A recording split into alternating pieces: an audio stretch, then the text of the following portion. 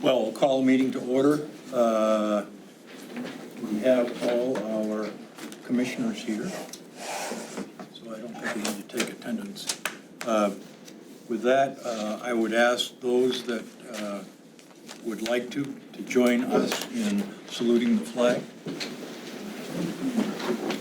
I pledge allegiance to the flag of the United States of America and to the republic for which it stands, one nation, under God, indivisible, with liberty and justice for all.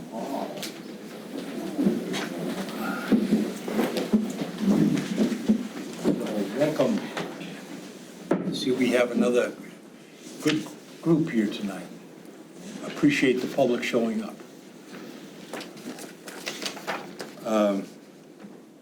The first item of business is to approve the minutes. Can I have a motion to approve the minutes of June 16th? So Second. whatever.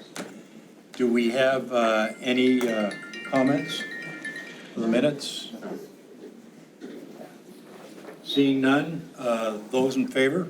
Aye. Unanimous? Informational reports.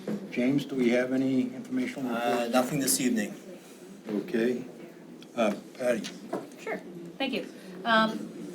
Before we have public comment, I just want to address everyone publicly and let them know, this is important, that on July 9th, two counselors attended a listening session, which is not a meeting and does not meet meeting requirements because there's only two commissioners there, not three.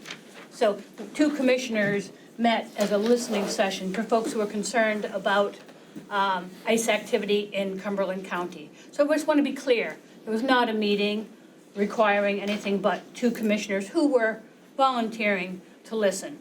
That's all I'd like to say. Thank you. The next item of business is comments from the public.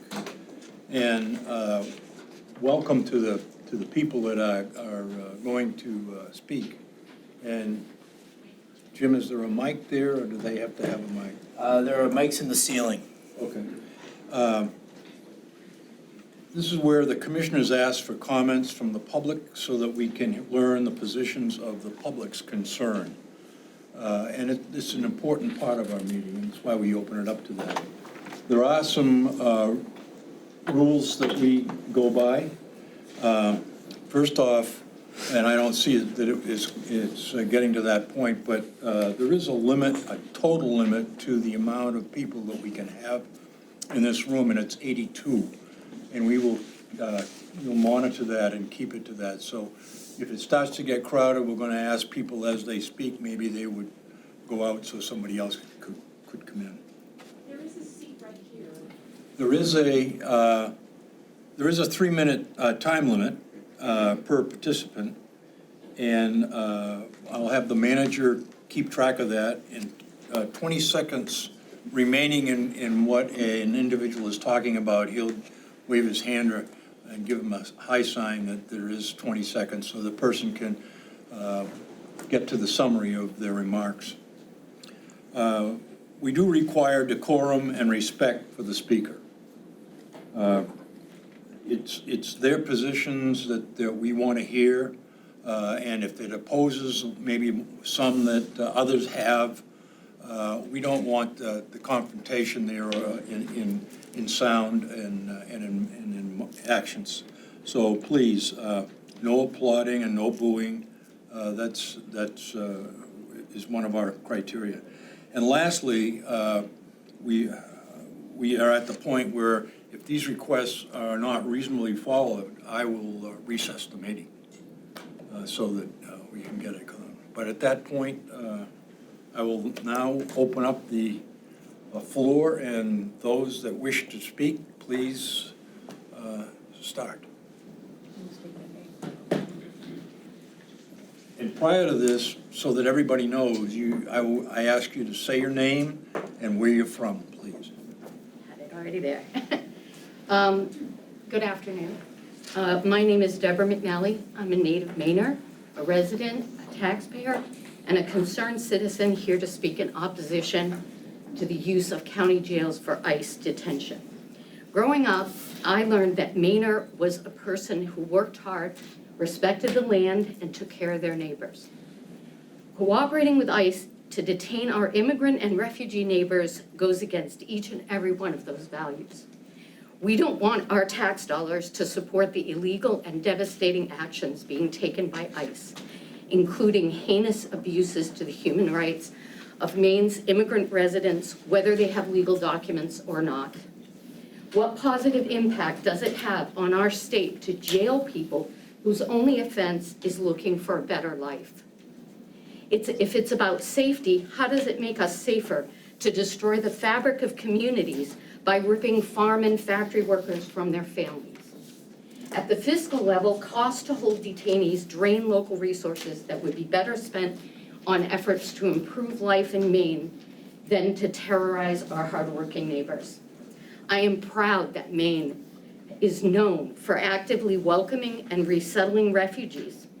Immigrants and refugees make our state stronger and more vibrant.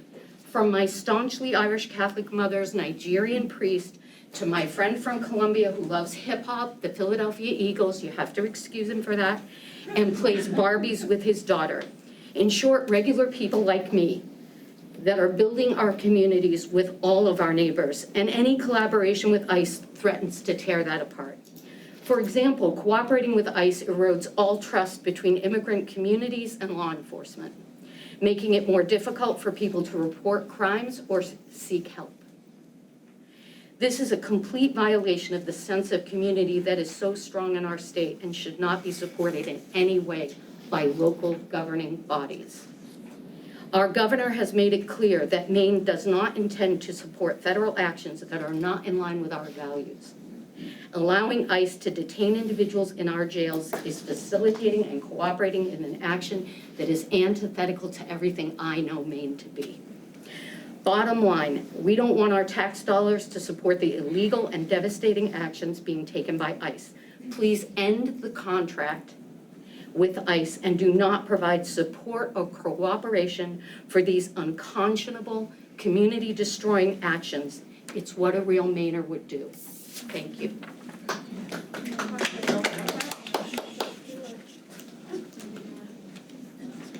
Hi, good evening. My name's Nancy Markowitz, and I live at 5 Stone Ledge Drive in Portland.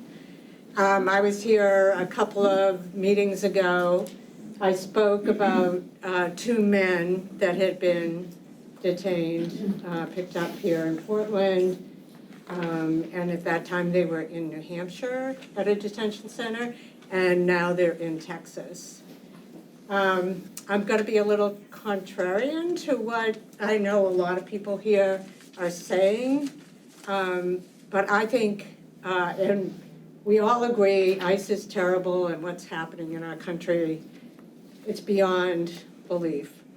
However, I don't believe that ending the contract with the Cumberland County Jail would have any impact on any of that. And in fact, what we really want to do is keep people as close as possible to us so they have access to attorneys and to their families and community.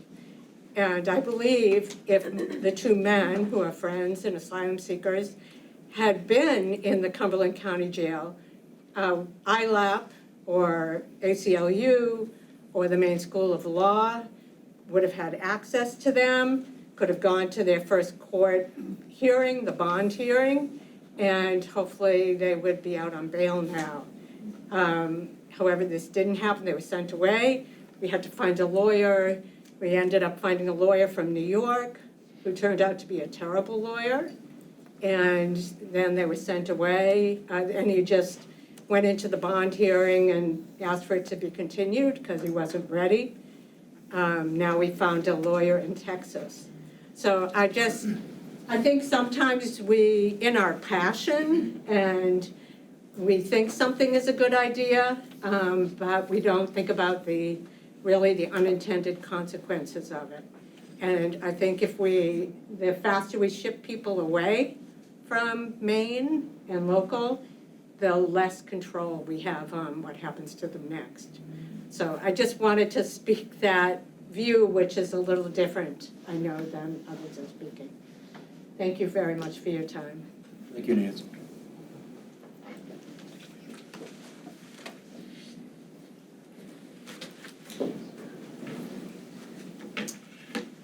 Commissioners, Sheriff, my name is Todd Creason. I live at 1917 Washington Avenue here in Portland.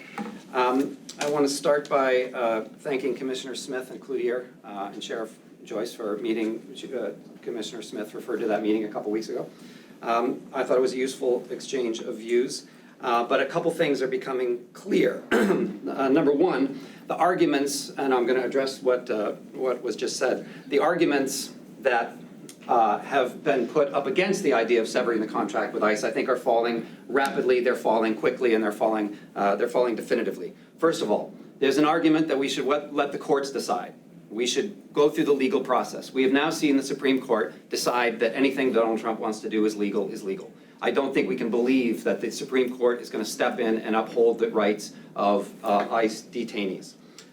We've also heard an argument that the local argument, and there was, I think, some truth to that some time ago, but things have changed. There now are hundreds of people being put through Cumberland County Jail in ICE detention per month. It's doubled, more than doubled. What's happening now is that we are the Texas for people in Texas. People being detained out of state are being sent here. ICE is operating a series of secret prisons. Address us, please. Of secret prisons in which we are now participating as a county. That argument that we have to keep people local, if it works for a couple people, it's not working for the vast majority of people who are being run through the system. Just like the woman who just spoke, I spent 2 months trying to get an 18-year-old kid out of ICE detention who was taken to Massachusetts, taken to Berlin, started in Franklin County, didn't actually come here, was sent out of state. ILAP, ACLU didn't have any access to him. So that is not the normal thing that is happening. So that argument I don't believe holds water any longer, if it did in the past. I wanted to thank Commissioner Smith for sending me a communication just before the meeting saying that the commission was taking up the question of having a public hearing on this issue, but mentioned late September. As we have spoken personally and at the meeting, we feel like late September is 2 more months of ICE being able to conduct what is essentially body snatching operations all over the country and our participation in it. We believe that that meeting should be scheduled at the first opportunity, which we believe is August 4th, was the date that was originally discussed. We understand the sheriff is a busy man. A lot of us are teachers and healthcare workers. We would say that we are no more or less busy than the sheriff, so we don't believe that that whole argument holds water. Schedule the public hearing so that the commission can take the vote expeditiously, not in October. That vote should be taken in August. The last thing I'll say, and I probably got 30 seconds left. Very good. Last thing I'll say is there's an argument that what we do doesn't matter. We're just Cumberland County. We're just a little jail in the midst of this archipelago that they are about to build of detention centers. $45 billion Congress just put through. They're going to locate detention centers in communities and states all across the country. So you said 30 seconds. Okay. What we do here does matter. Take a stand, do the right thing, end the contract. Thank you.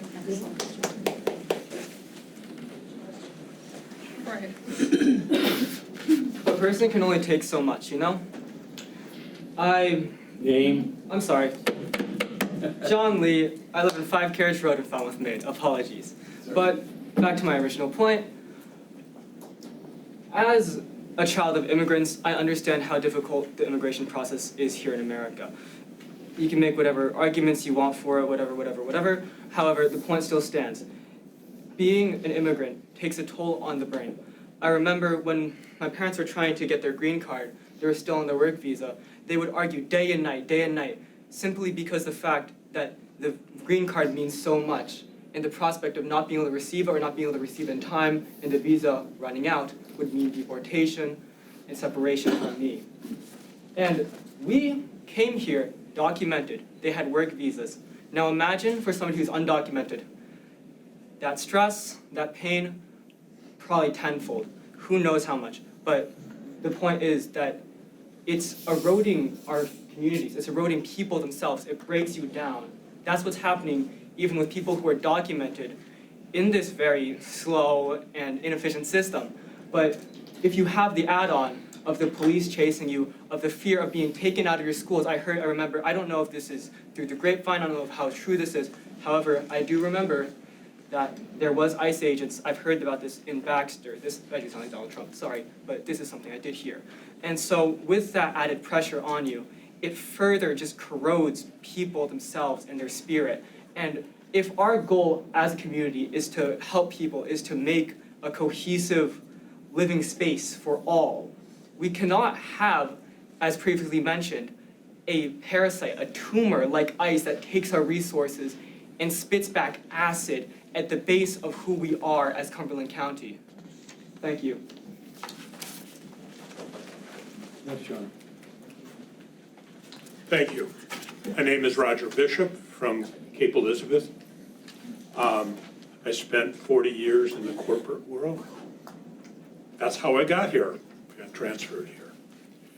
I got to give you a little background, because in 1637, my grandfather landed on the shores of America, escaping religious persecution.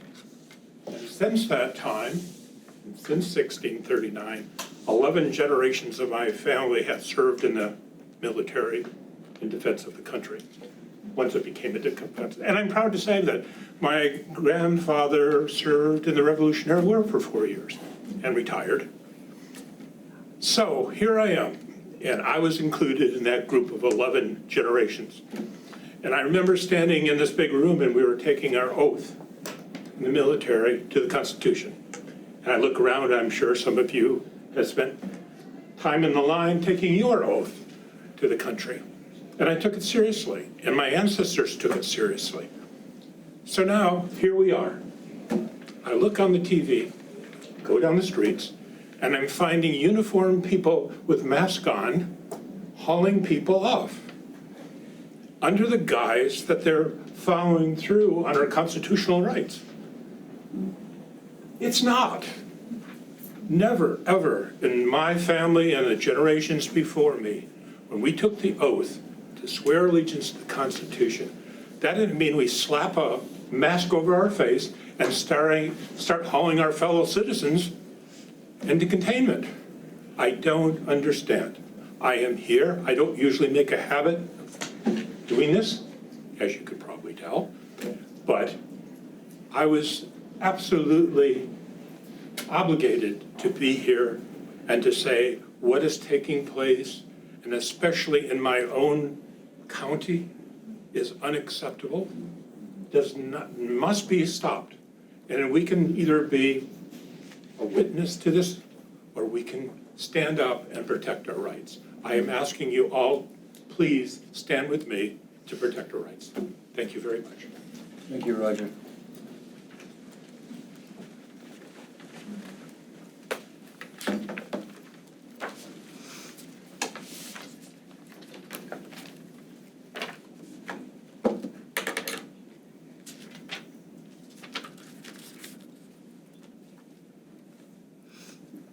I'm just setting my timer up so I can see.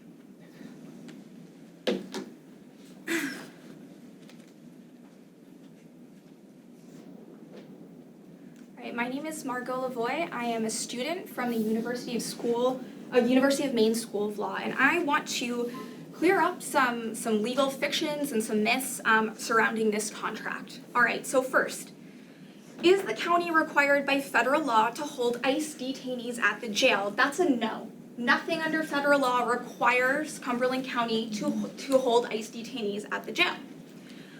All right, would the county need to violate its contractual obligations to stop accepting ICE detainees? Okay, would the county have to pay damages for breach of contract, for example? The answer is no. In sections 6 and 30 of the contracts that I have right here, okay, it does say that the contract can be terminated Margo, by anybody address the board. for any reason, by anybody for any reason whatsoever at all. No damages are listed under here. Okay, so is the county required by state law to hold ICE detainees at the jail? That's also a no. Nothing in state law requires the jails to accept detainees from ICE. So in past comments, a law has been relied upon, I think by the sheriff or other law enforcement officers, that section 1554 of the Maine Code requires the jail to accept ICE detainees. And that is actually not true. That statute just says that if there is a federal prisoner being held in the county jail, that they must be treated the exact same way as a state prisoner would be treated. In fact, that statute uses the word prisoners, which means people who have been sentenced. That's how it is defined. But these people who are being held by ICE, one, it's a civil infraction, so they can't be sentenced, and they haven't even been charged with a crime, let alone been sentenced for a criminal offense. Next, let's quickly talk about detainers. So is the county required to honor ICE detainers? ICE detainers happen when somebody is released from custody, from the jail's custody, and they notify ICE that there may be an immigration problem, and then ICE has 48 hours to investigate that, so these people are held for an extra 48 hours, not authorized under state law, while ICE investigates. Okay, the jail is not required to do this. In fact, it may violate state law to do this. A Massachusetts court found that that state jails do not have the authority to do this. And lastly, is it better to accept ICE detainees at the jail to keep them close? That kind of localism argument. I want to dispel that really quickly. So actually, an attorney that we recently spoke to, who's worked with over 100 people, I think there are 100 people right now being detained, give or take, she said 50 of her clients there, 50 of those 100, are from out of state. Furthermore, there's nothing in the contract that guarantees that these people will be kept in state. Okay, there's nothing in the contract that does that. So cancel the contract. All you have to do is uncheck this box. That's all it takes, is uncheck this box right here. Box 19, where it says other authorized agency users. Uncheck the box. Thank you.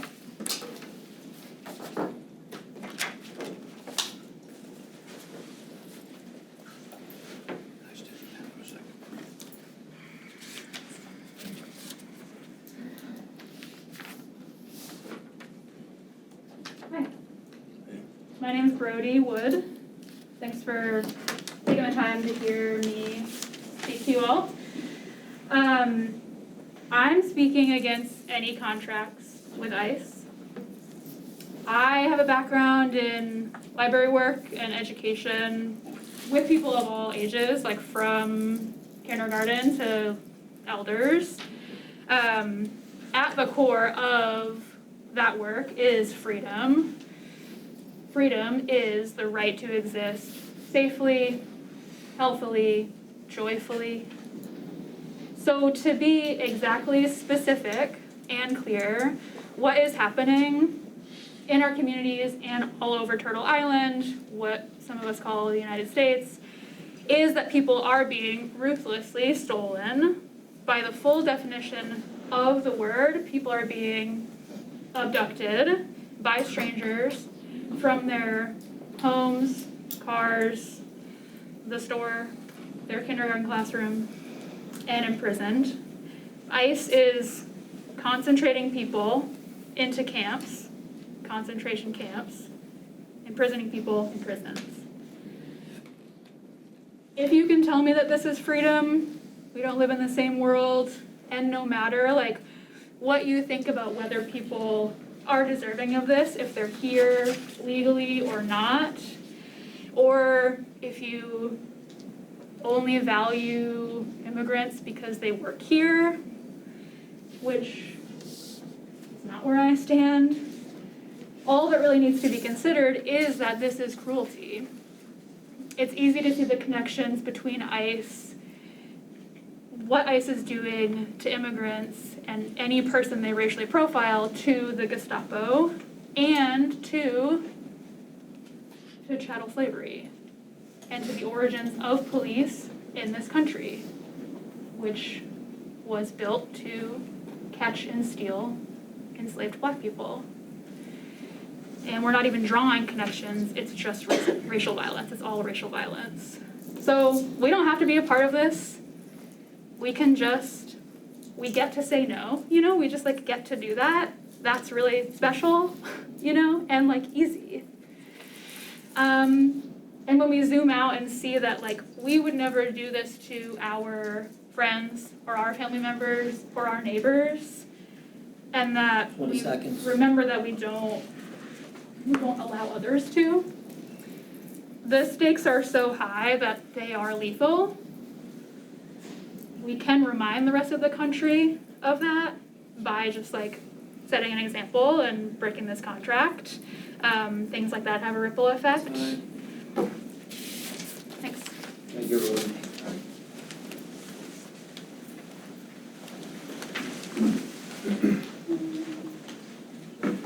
Good evening. My name is Ashley Schumacher. I live in Freeport. Thank you for the opportunity to speak tonight.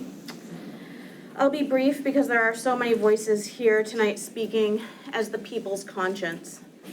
This is the third consecutive meeting that I've attended. I was going to say I've not yet heard a single message at public comment supporting the continuation of ICE detention, so now I can say I've heard one in the 3 meetings so far. It's obvious what the just thing to do is here. The people are united on this issue, and we are clear in our demand. You all sitting before us are the people in this community who are able to influence this situation. You are already influencing it. Your inaction so far has caused real-life negative consequences for people in these communities. Choosing continued inaction in the face of a 10-fold increase to the ICE budget is going to cause exponentially more harm here in Cumberland County. Human rights violations are happening here repeatedly already. End all formal and informal ICE cooperation with Cumberland County Jail and Cumberland County Sheriff's Department now. I sincerely hope you will do the right thing for all of our sakes. Thank you, Ashley.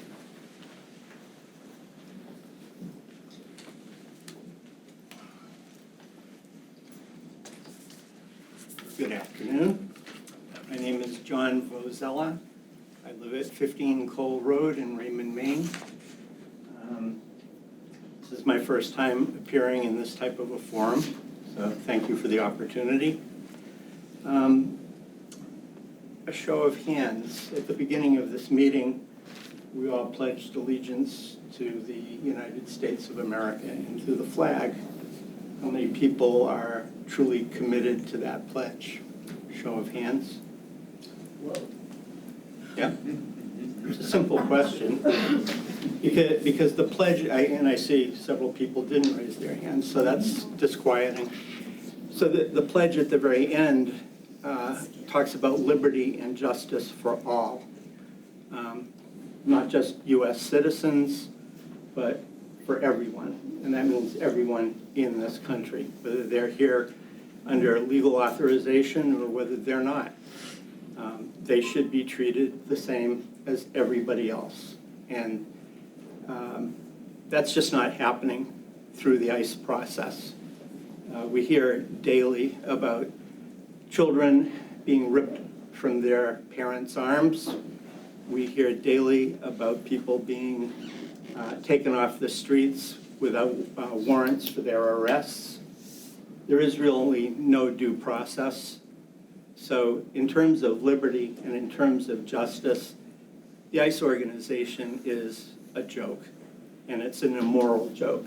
It's an unconscionable joke. And to the extent that this community does anything to support ICE activity, it shows complicity on our part and agreement with the immoral actions that that agency is taking. So I personally am outraged by ICE activity, and I'm outraged by the fact that members, I guess, of this committee have endorsed a contract which I guess makes the county a partner with ICE in terms of detaining immigrants or aliens in this country.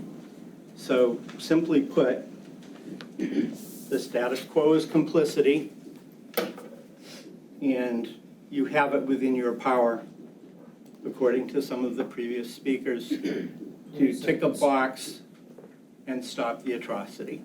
I urge you to do that. Thank you. Thank you, John.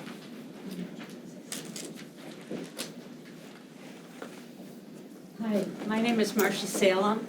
I'm from Cape Elizabeth, and I really didn't come prepared tonight, but what I want to tell you is that I'm a retired ESL teacher for over 30 years in the Portland Public Schools, from kindergarten to high school. And I absolutely love my job, and I'm friends with a billion immigrants, and I just can't, I'm just opposed to ICE at all. I mean, I really didn't come prepared, but I just wanted to say that. And I learned more from my immigrants than I feel like I taught them English. And it's really all I have to say. I'm really opposed to ICE, 100%. That's all I have to say. I'm sorry. I'm just Thanks, Marcia. really freaked out.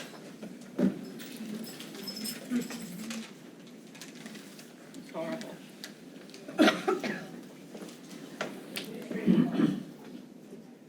My name is Laura Rosen. I live at 59 Edward Street here in Portland. Thank you all for serving our community and for listening to us all today. I didn't come prepared with anything, but as I've been listening to the speakers, I'm struck by a number of things, but one of the things I really want to emphasize is this idea of choice and power. You have those things. You have choice and you have power. And this idea that you're hamstrung or that there isn't anything that can be done about it is not true. And your inaction so far, that has been a choice. And that is a choice to be complicit with the ICE deportation machine. And you still have a choice to reverse that course and to make the right moral decision and to stand up for the values that we ostensibly all hold dear. Thank you. Thank you, Laura.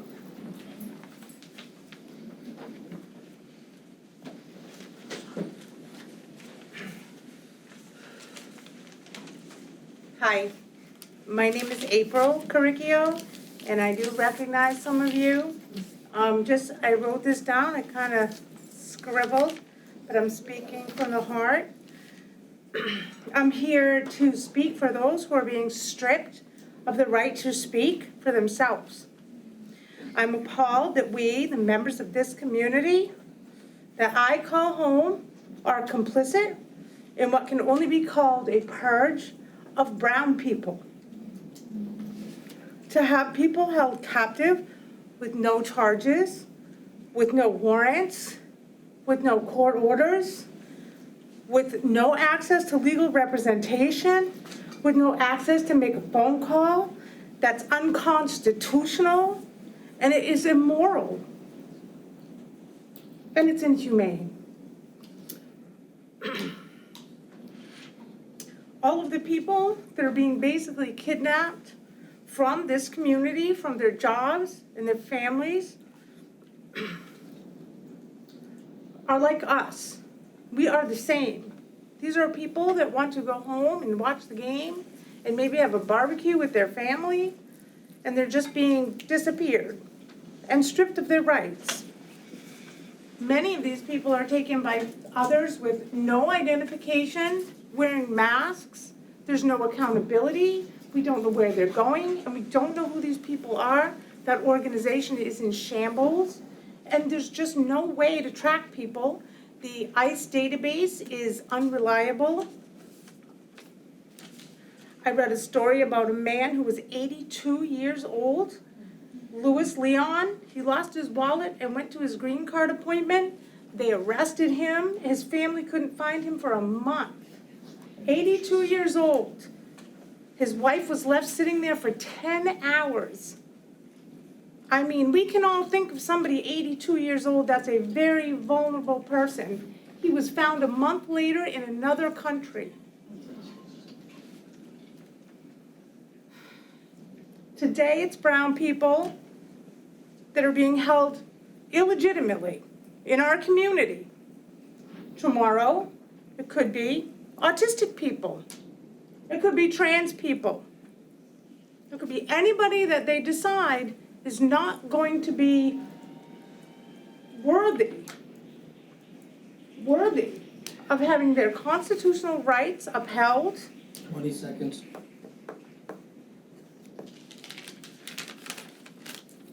Someday, someone's gonna ask all of us, including you, what we did in this moment. They're going to ask us. And that's something that we need to think about. Thank you.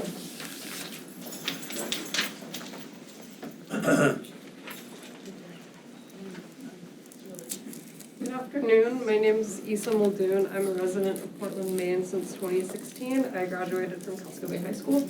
And I'm here to oppose the Cumberland County's contract with ICE.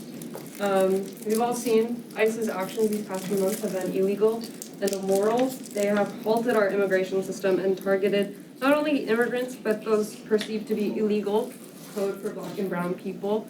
And people are literally being picked up off the street. It hurts to watch. It's awful. Regardless of legal status, individuals who came to the U.S. with the intention of following the proper steps to become citizens are too scared to go to their hearings out of fear of being abducted and deported. There's data backing this up. Since this new administration, the no-shows at immigration hearings have spiked.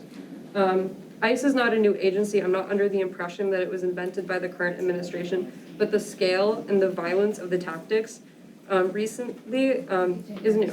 The impunity and lack of accountability they are operating under has already done immense harm to our communities, and it shows no signs of stopping.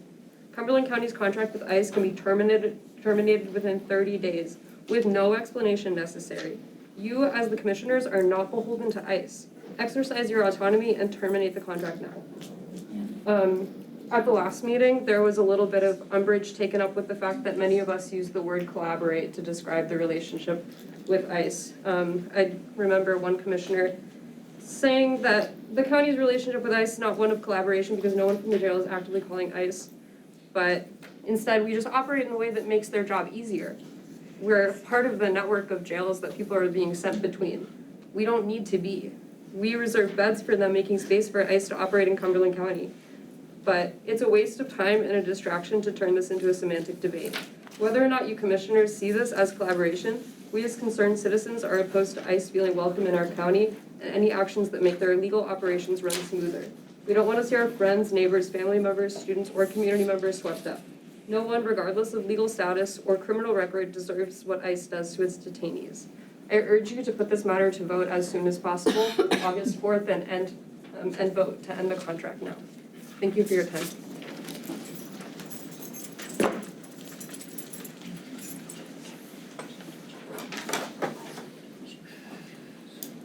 Hi, my name is Ken Winship, Falmouth, Maine.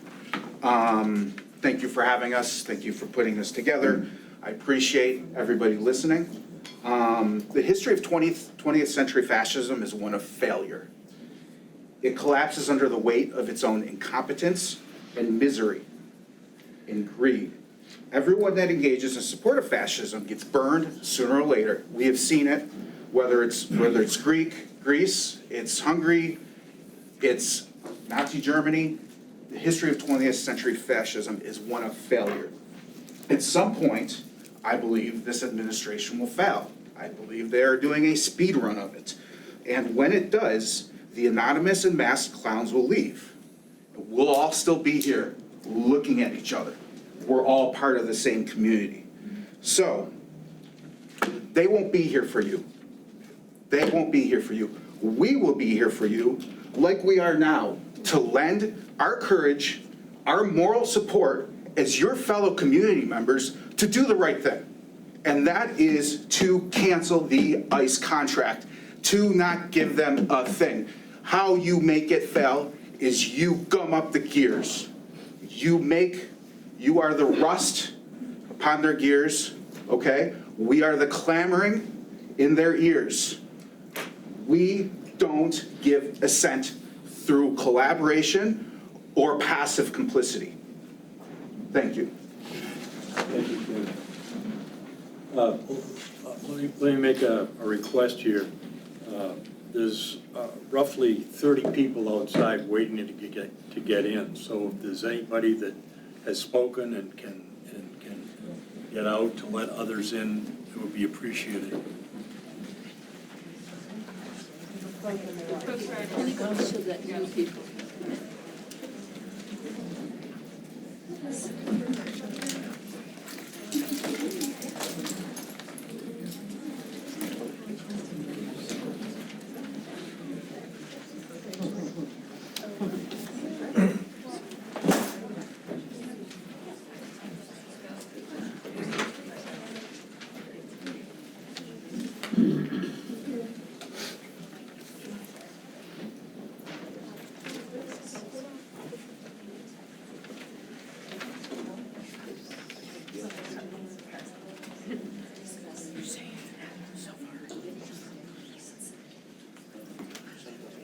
Should I wait a minute?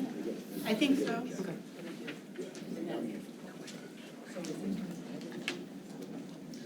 Okay, let's start. Thank you. Hi, my name is Jessie Muldoon. I'm a teacher in Portland. I'm also a resident in Portland. One of the most chilling things that happened after the current administration started issuing executive orders was to declare that schools are no longer safe or sanctuary places, meaning that they're no longer off limits to ICE. And that was one of the most chilling things. As a teacher in one of the most diverse schools in Portland, we always like to say one of the most diverse schools north of Boston. We think of that as a virtue, but it has now put a target on our students and our families and our broader school community. There's a continuum. There is a continuum in the ICE deportation machine, and there's a continuum in our mass incarceration system. Is Cumberland County Jail Alligator Alcatraz? No. Is Cumberland County Jail CCOT? No. But that's not the point. It's a continuum and it's a link in the chain. And it's an opportunity that we have right now to break that chain. There will become a time, as other speakers have said before, that we will have to question ourselves. What sorts of decisions did we make in these moments? Other speakers have said that keeping people in Cumberland County Jail protects them, and we have unfortunately seen that that is not the case. If that were the case, we'd be having a different conversation. It is not the case. People are not safe on the streets. People are not safe in their communities. We fear more and more students and families are not safe at their schools. The contract does not protect people, and the question that we have to ask ourselves is, which side are you on? As other speakers said so perfectly before, it's simple. Uncheck the box and end the contract with ICE.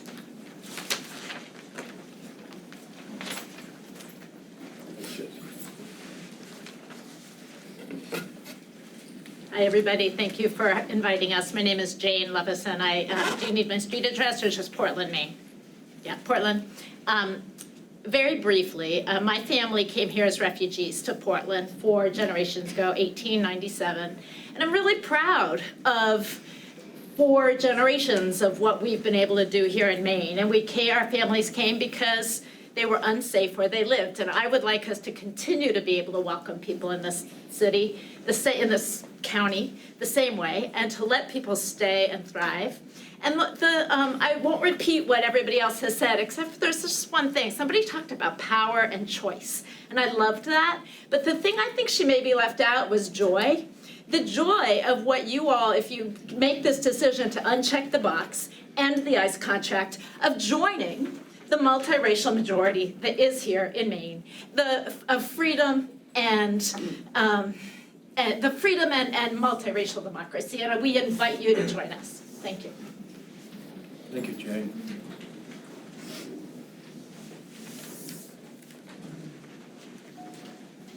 My name is Val, and I'm from Gray, Maine, and I'm going to speak for like 1 second, and that's, I'm a retired teacher, and my grandson, one of my many grandsons, goes to King Middle School, and when this all started to happen, he came home and, in tears, and talked about his friends and all the people at school that were living in terror, just living in terror because of what was going on around them, and the fear that they would come home from school one day and their parents would be gone, or they would be taken from school, and so I'm just asking you to do what we can to make it be a safer place for these beautiful children that go to our schools here in Portland.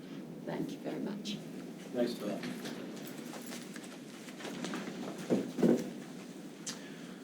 Good afternoon. I'm Jesse McCain. I live in Portland. Thank you for being here today, taking your time out of your days to listen to us and consider what we're saying. I hope that some of it's getting through to you and that you're hearing the impact and seeing the numbers of people that are here and what I can only guess is not a very long or exciting meeting in most months. No matter where you stand on immigration policy, the way this administration has enacted enforcement is unconscionable. Maybe prior to this administration, you know, you stood on one side or the other, but as an American citizen sworn to uphold the Constitution, you can't stand for what's happening today. ICE is taking legal immigrants off the street and denying them due process. That's not what America is about. That sounds like Nazi Germany to me. I know that you are not complicit in pulling those people off the street or in denying their due process, but at the same time, we as a community don't need to support the government in doing that, because that's anti-American. By canceling this contract, our community can send a message to the administration that we will not stand by and watch our country turn into Nazi Germany. ICE is turning into the new Gestapo, and none of us want to be picked up by them next or say that we stood by and watched while they picked up our friends and our neighbors. It'll ruin the community, it'll ruin America. It is already. So I ask you to put this to a vote as soon as possible, August 4th, if not sooner. Thank you. Jesse.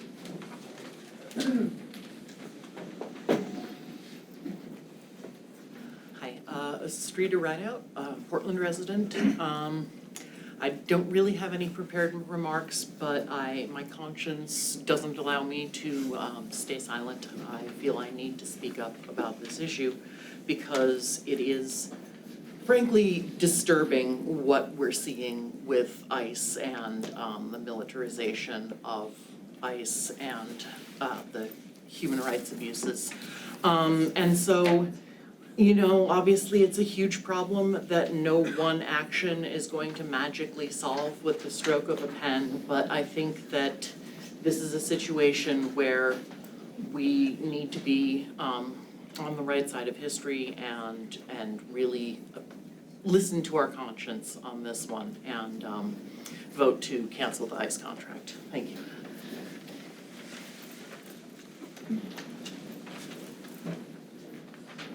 Hello, my name is Kate Vaughn. I live on Woodford Street in Portland. I'm a birth worker. I attend people's births and support them in a non-clinical role. And I have the honor of serving a lot of newly arrived African women through their labor and postpartum periods and working with cultural doulas from those communities who are more established here. All of those women are living in constant terror about what might happen to them. We already face so many barriers in making sure these women have safe births, safe labors, safe postpartum periods. Many of their pregnancies are high risk, in part because of the trials they experience during their migration journeys. They are afraid to go to appointments. They're afraid to let the young children they already have go to school. They are actually the future of the state and our country, and I'm really proud of that. They're very practiced in survival, and they're very generous. And watching them do one of the hardest things that a human body can do while also holding that fear and terror, it's infuriating. It shakes a person's soul. And you do have an option to end this, to not be complicit. You don't do the right thing just because you know that it's going to lead to a particular outcome. You do the right thing because your humanity demands it. I hope your humanity will demand that. I hope you'll do the right thing. I don't want to live in a community where women and children are afraid. And right now we do. And that should make all of you very sad. But the good news is you can do something. So please do it.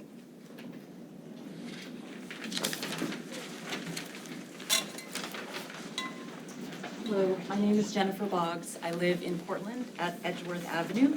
I moved to the United States when I was 3 with my mother, and I thought that for many years that I was a legal citizen, and I found out in 2012 because of paperwork that I was not.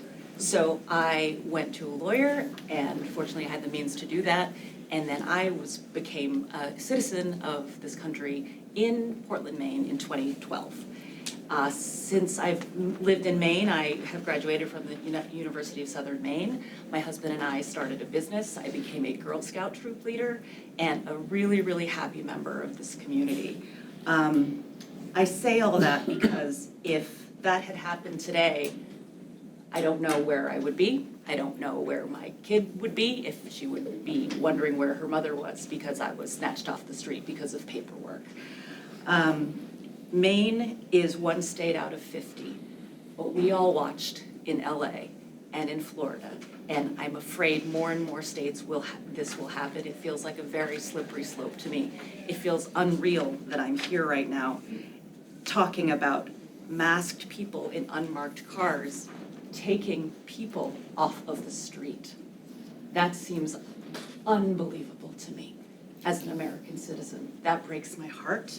I ask you to consider the people who are here legally, who may be in our jail. There's no process anymore. Due process. Our founders, due process. And it's not happening. And it's so scary that Maine, this beautiful, idyllic, safe place where we brought our family to raise our daughter, is just like the rest of the country right now. I do want to say one more thing before I finish up, is I learned that on Monday, the United States government gave ICE unprecedented access to the records of nearly 80 million people on Medicaid, allegedly to enable ICE to find undocumented immigrants. The Associated Press reported that the Centers for Medicare and Medicaid Services signed an agreement with the Department of Homeland Security that enables ICE to access Medicaid recipients' name, ethnicity, race, birth date, home address, and social security number. Please. 20 seconds. Just to keep the status quo is to be complicit with that. Thank you for listening.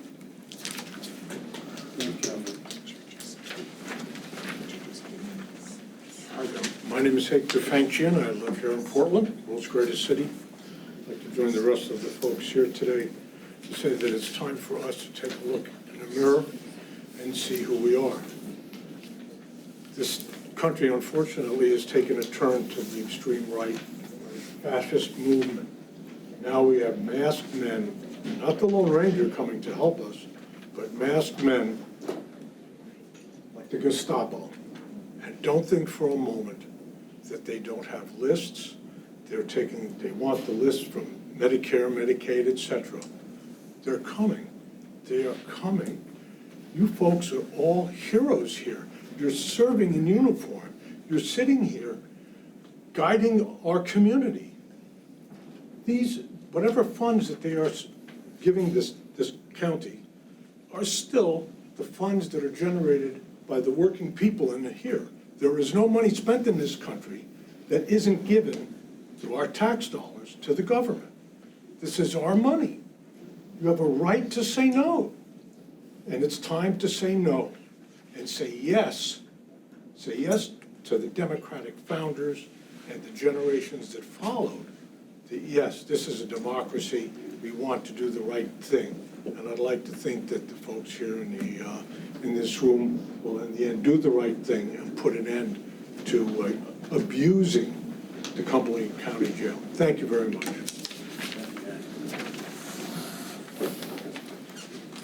Hi, my name is Adriana Diaz. I live in New Gloucester. I'm a citizen of Maine. I had to write notes down because I'm a very nervous person. But my testimony is for the representation of minors who are American citizens, community members, and those people who are being detained. It is withholding the person who solely provides shelter, food, and medical care to minor or minors of a household who are American citizens. This is directly the responsibility of the state and this community. I'm asking to please uncheck the box, not just for my family of 3 sisters and a younger brother when we went through this. I'm begging not to make other American citizens as strong as we had to be. Impacting society by disrupting minors' basic needs as they are American citizens, which will cause dependency on various state systems, which oftentimes are actually not available to the minors or the other parent of the household who is also usually an American citizen, or if both parents are detained, the children are usually left solely to the oldest sibling in the household. It will cause more instability in the mental health crisis in Maine. And it'll cause resistance against our community and against the judicial system that's supposed to be in place for the safety of all of the American citizens who are yet not 18. Thank you very much for your time. I very much appreciate it. Thank you. Good evening. My name is Catherine Kilcullen, and I live on Stevens Avenue here in Portland. I've been involved in many different things, and I am of the generation who grew up with neighbors who had survived the Holocaust. One family that lived next to me in New York City had the tattoos.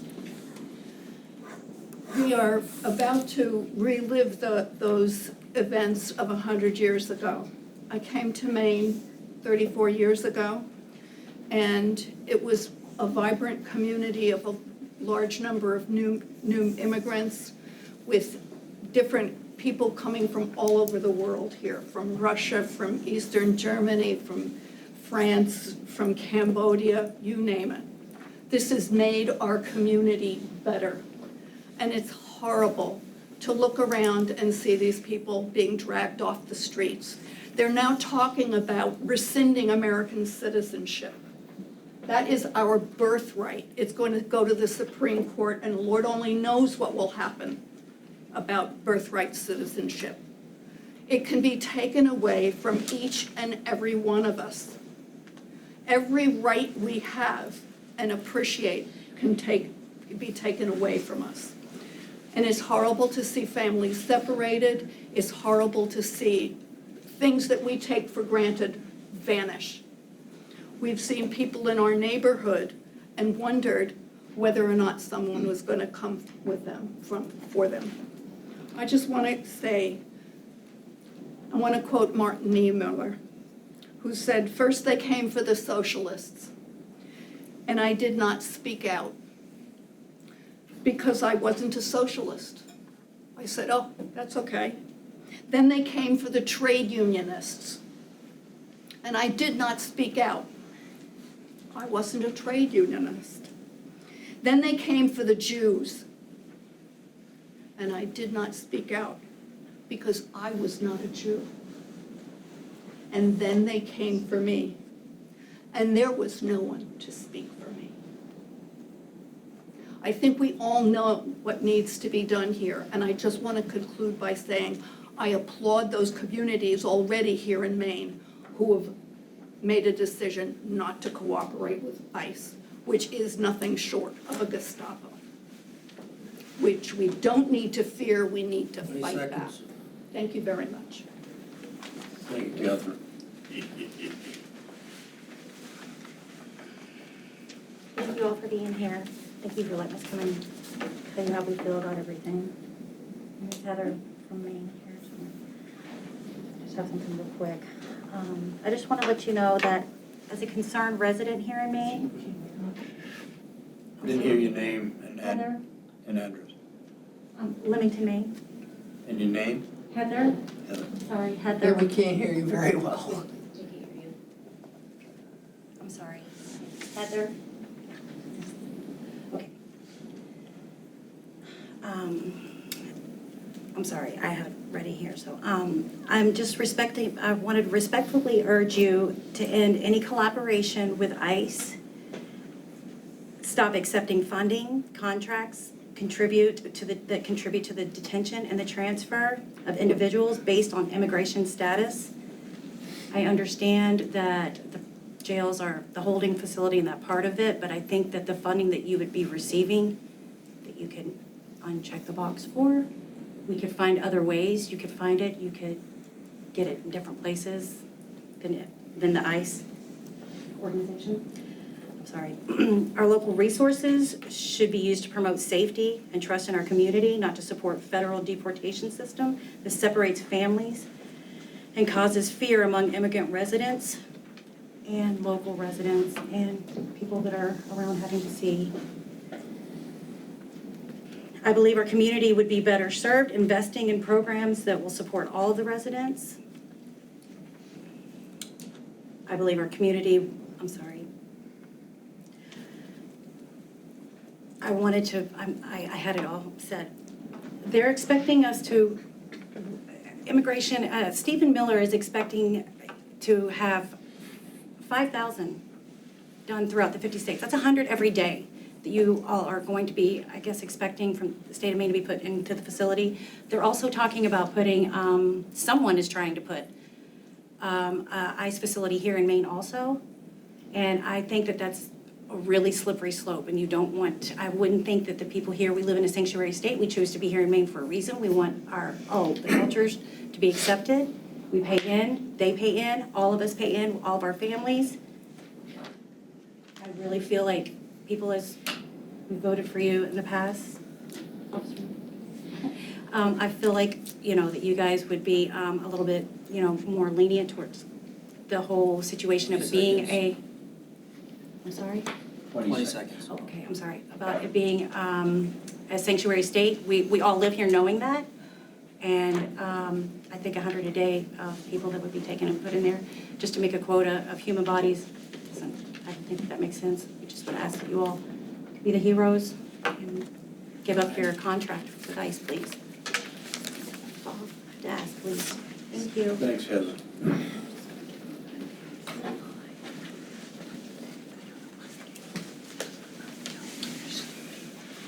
Good evening. My name is Ron Kreisman. I'm a resident of Portland, and I'm also an attorney in Maine. I've represented 3 asylum seekers, one who fortunately received asylum in May after waiting 8 years, a lovely family from Angola. I've also helped co-found a group welcoming the strangers that connects asylum seekers with resident Mainers to mentor. I've also helped build and grow Hope Acts, which some of you might know. I'm here to offer an opinion which is both very sympathetic to what you've heard and somewhat contrary. And before I offer that opinion, I want to give one other piece of information.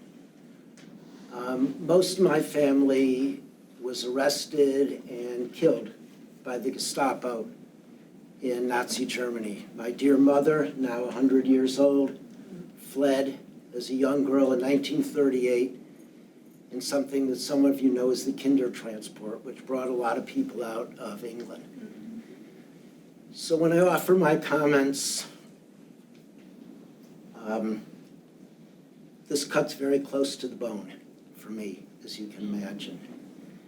And the other thing I forgot to say is I'm involved in a beginning effort of trying to organize volunteer attorneys to represent people who have been arrested, asylum seekers, and made contact in the jail and then have been whisked off to Tacoma, Washington, and Texas, and Louisiana, et cetera, et cetera.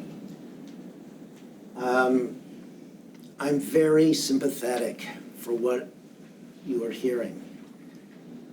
If I thought for 1 minute that eliminating the touch point of either the Cumberland County Jail with Sheriff Joyce, the Wiscasset Jail, or any other jails would stop a highly empowered, now massively funded ICE and Border Patrol from operating in Maine. And instead of allowing access for families and attorneys and support groups like Mainers for Humane Immigration, HOPACs, and others to establish contacts, to try to get bond, to begin a habeas corpus process under humane conditions overseen and orchestrated by Sheriff Joyce.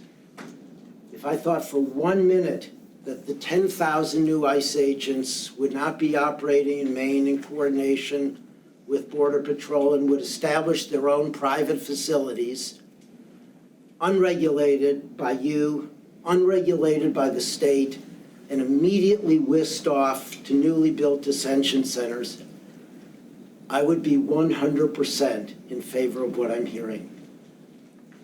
I'm an idealist, but I'm also a pragmatist, and I know what's coming. I've seen it, and I don't think this intervention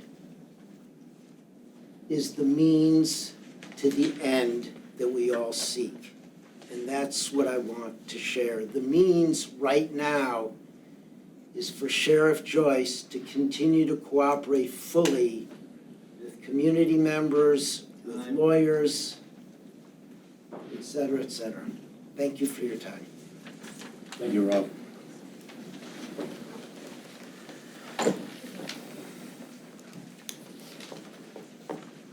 Hello, my name is Cassidy Stevenson. I live on Congress Street in Portland. I also work in the Portland Public Schools. The reason I'm asking you to end the ICE contract is just first of all because we are all human, and I think we can all see the humanity in the people in our city and the inhumanity in strangers coming up and ripping people off the streets, pulling people away from their families. And I would never wish that upon my worst enemy, that them living in a new country, a stranger could come up and pull your child or your spouse or a loved one away from you. But additionally, I work in mental health services for middle school students. And a lot of my students are students that come from other countries. And regardless of whatever status, many of them are legal status here. And still, they come to me with tears in their eyes when all these, I didn't even have to be aware of laws at that age, right? And I have 11-year-olds coming to me crying, asking me if I will hide them in my office if ICE shows up at school. And they are begging me, Miss Cassidy, but please, can you promise me that you would hide me? And I don't think that I have to, in my job, assure children that I would hide them in a closet to make them feel safe to come to school. And so I ask that you guys think of the safety of those students, but also of all the kids. I can't imagine having to explain to their classmates why a stranger came and pulled another student out of their classroom in front of them. How would you explain to your child why some children have the right to be taken away and arrested, right? So I ask you to think of the safety of our whole community and of these families who are just trying to survive and get through. That's why I ask you to end that ICE contract.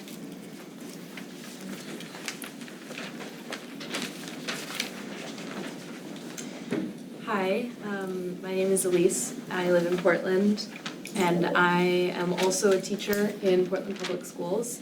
I teach English as a second language, so I work with a population of students who are directly impacted by this issue. And while I have many stories of students being scared and not wanting to come to school and disruptive to learning, I thought what would be impactful today would be to share a short anecdote. This year, I had the pleasure of teaching American history and honestly learning a lot about the history of the United States and the things that happened in Maine's long history in the United States.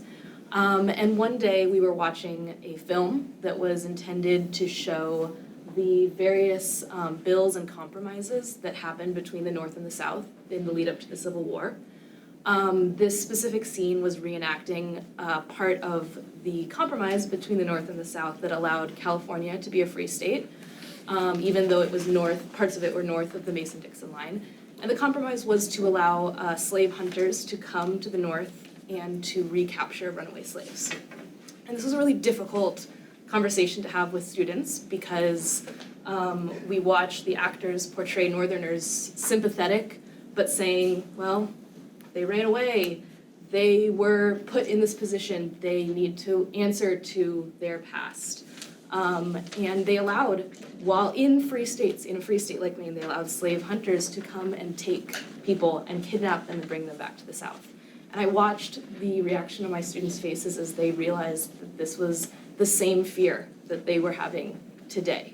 And that almost 200 years later, we're in the same place, where students are afraid that while they're at school, a family member could be whisked away by somebody who is sympathetic to the cause, but ultimately is asking the questions of, well, why are they here?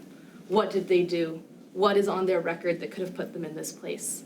And I think that the way that we fight that fear is by sending a very clear message, a message that we protect people, and a message that we have the best interests of our community members at heart, that we don't ask those nitpicky questions, that someone's safety isn't dependent on their actions at 15, 16, 17, their trajectory, their life, that their safety matters today.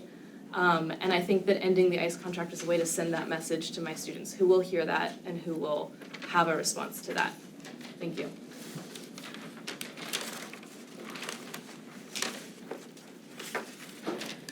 Hi, my name is Melissa Mann. I am also a teacher in Portland Public Schools, and I live in Portland, in the West End. I fell in love with Maine when I was 14. I came here with my family and was committed to moving at 14 and then did it 10 years later. And I feel really lucky that I got the opportunity to move here and that I was allowed to do it because I was born in New York City.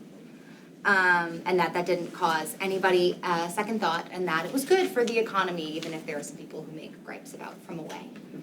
But I feel really grateful. Like I chose Maine as my home because of its values, because of the people here, because of the community we share.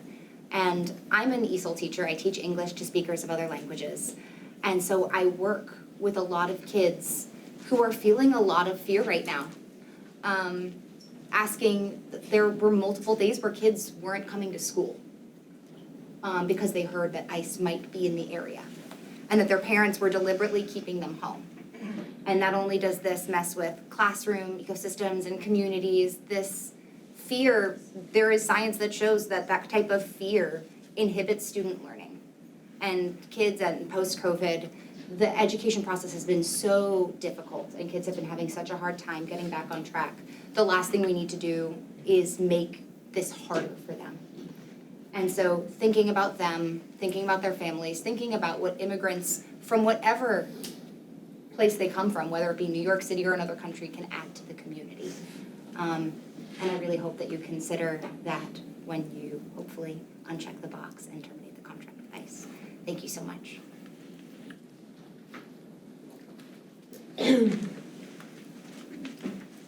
Hi, my name is Kelly. I live in Portland, and I've been teaching in public schools for 14 years. I teach fourth grade, so this is like the quietest audience and most nerve-wracking I've ever had because you guys can't talk or really smile or laugh, so I'm a little nervous. And I have to diffuse all awkwardness with humor too. So when I was thinking about something new I could add to this conversation, I was just thinking about what I have done with every class at the beginning of every year. And we meet on the rug in a circle. I've taught second, third, fourth grade. No kids are too old to sit in a circle. We do it every day. At the beginning of the year, we talk about what is our community? What makes up our community? What are the class agreements? Because we don't say rules anymore. What are the class agreements for our community? What will be consequences if someone disobeys something in our community? And all of these decisions are made unanimously. Like we all have to get behind it. We have to agree about it. And it takes 2 to 3 weeks. And everything is done deliberately and intentionally. And when I first started teaching, one of my best friends told me, everything you do has to be deliberate and intentional. And I hope that everything that you're doing and every decision, sorry. I'm emotional because my dear friend who told me that advice died recently. And she was like my teaching mentor. But it's just kind of wild to think about everything I do in my classroom being so deliberate and intentional and them feeling safe in my classroom, but not in the greater Portland community. And if you ever come into an elementary school classroom, you'll see that they're the biggest fighters of social justice. When we talk about slavery and civil rights, they're just like, what? Like, what? Like, it like blows their mind because they're amazing. And they're fighters for equal justice. And maybe that's why I like to work with kids more than adults, because like they don't understand like racism or sexism or any isms. Like they don't get it. So I just really hope that you think about the kind of community that you're creating in Portland by not ending the ICE contract. Thank you. Thanks, Kelly.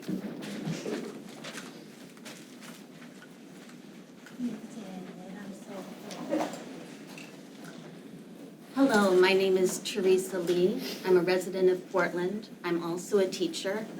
I may just be one of the most senior ESOL teachers in the district, actually, because I got my 25-year pin this year.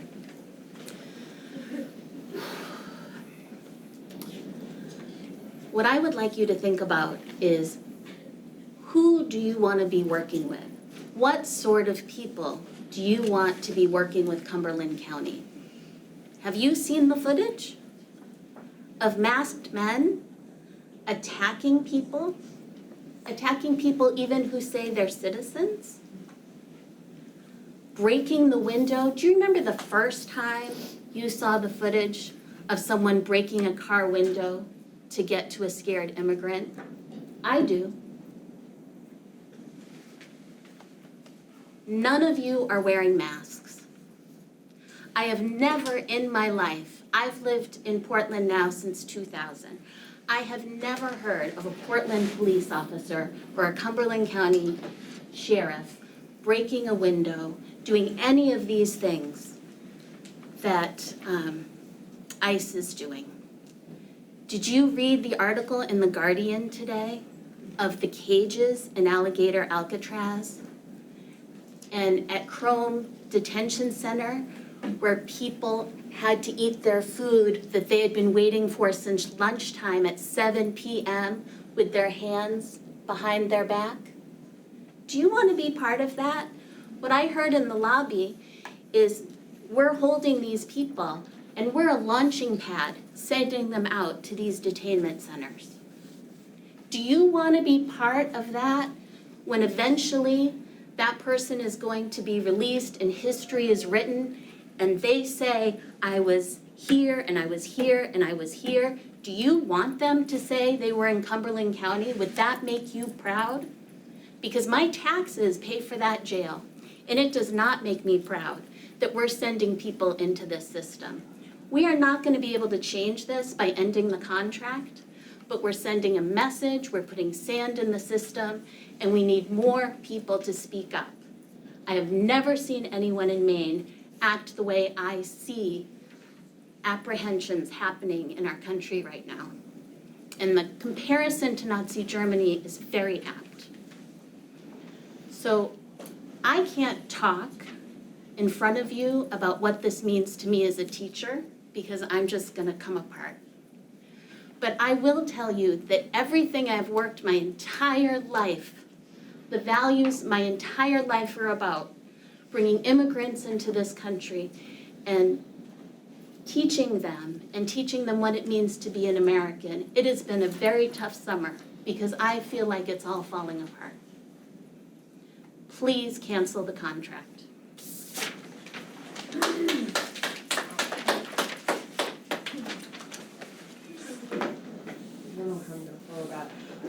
My name is Glynis. I'm a lifelong resident of Portland, Maine. I went to Deering High School, and that's the first thing I want to talk about. I can testify that, studying alongside New Mainers from across the world, in a time when they felt safe to come to school and felt safe to share their cultural heritage with me, felt safe to bring in their parents' cooking and proudly say that their parents were from Somalia and Ethiopia and the DRC, enriched my life immeasurably, and is something that I take with me as a student and a scholar and a young professional into the world. I'm also coming to you as a recent graduate of Columbia University. I graduated back in May. You may have seen us in the news a little bit lately. And I can tell you at Columbia that I watched ICE search my peers' dorms without warrants. I watched them kidnap my classmates, some of whom were green card holders, illegally hold them for months after United States courts ruled that these kidnappings were illegal and violations of United States law and the United States Constitution. And I'm telling you all of this because I want to reiterate to you something that you already know, which is that you have a contract with an organization that is violating American law on American streets. And if this were any other organization, you would cancel that contract immediately. ICE is actively, repeatedly, over and over, flagrantly, with complete disrespect for the United States Constitution, violating the laws of the United States of America, and you're continuing to do business with them, you're continuing to take their money, you're continuing to lock up whoever they say needs to be locked up. And again, if this was any other organization, that is a contract that you would terminate. That's not how a business or a government typically organizes itself or spends its money or operates. And I'm also here because I really don't know what else to do when my neighbors are being kidnapped off of the streets with masks on, when the rule of law has completely ceased to have meaning in my community, when basic safety is being stripped away from my community members. I don't know where else I'm supposed to be on a Monday night than in front of anyone who has any power to make any decision. And maybe canceling this contract isn't going to be the thing that protects everyone in the state of Maine. And I can assure you, you guys are not the only decision makers that we are all coming to talk to. We don't expect that this decision would solve every problem, but we're talking to everyone who has any capacity to make a decision on our community. And we're asking all of you to make the decision to keep ICE off of our streets, away from our tax dollars, and away from our neighbors. So I'm here to ask you to put the contract between ICE and Cumberland County to a vote at your next meeting. And I'm here to ask each of you personally to vote to end that contract. Thank you. Nice, Glynis. Good evening. My name is Allie Day, 55 Birchwood Drive, Portland. I am a proud graduate of Deering High School, class of 2001. And I was sitting here listening to everyone, and I was remembering this amazing class I took as a junior in high school, taught by Dr. Tucker. I don't think Dr. Tucker's with us any longer. And Dr. Tucker taught this class called Human Rights and Issues, and that class filled to capacity every time he taught it, which was at least once a year, which means that there were a lot of people living in southern Maine that have been taught by Dr. Tucker. He was beloved. And in that class, we learned about everything from ancient Greek philosophy about what constitutes human rights, and the Armenian genocide, and the Holocaust, and the Cambodian genocide. And we met people who were survivors of those genocides, and we were deeply impacted. And one of the things I learned in that class was that in order to be documented, to come into a country documented, you have to access a lot of resources that aren't available to most people. You have to have a functioning state, a functioning government. You have to have financial resources that translate to other parts of the world. You have to have transportation. You have to have able-mindedness, literacy. It is hard to migrate and be documented. And yet we call undocumented people criminals just for being undocumented, without recognizing the kinds of privilege it takes to be able to enter another country with the correct documentation, without recognizing the ways that our government creates quotas, that has created laws like the Chinese Exclusion Act, which didn't allow Chinese people to come into this country for a long time. We have to recognize that history and to know the kinds of privileges it takes to enter the United States, to understand why not everybody can come with the correct documentation, and to understand who it is that we're gathering up. So it may be that as we talk about the Gestapo today, and we think about ICE as part of the Gestapo, it may be that we're worried about a genocide happening here. But we also have to think about why it is that people end up in a position when they're not documented in the first place. And shame on you for not recognizing that and for being complicit with the kind of behavior that ICE is demonstrating and perpetrating all over the United States, knowing that you can do something else. Thank you so much.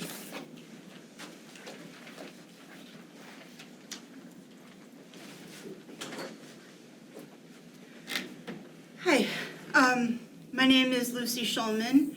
I'm a resident of Portland. Eyes on me, please. So that's Shulman. In Yiddish, which is a Germanic language, shul means synagogue. So my last name means synagogue guy in Yiddish and German, or if you want to get real subtle about it, Jew. And all that implies.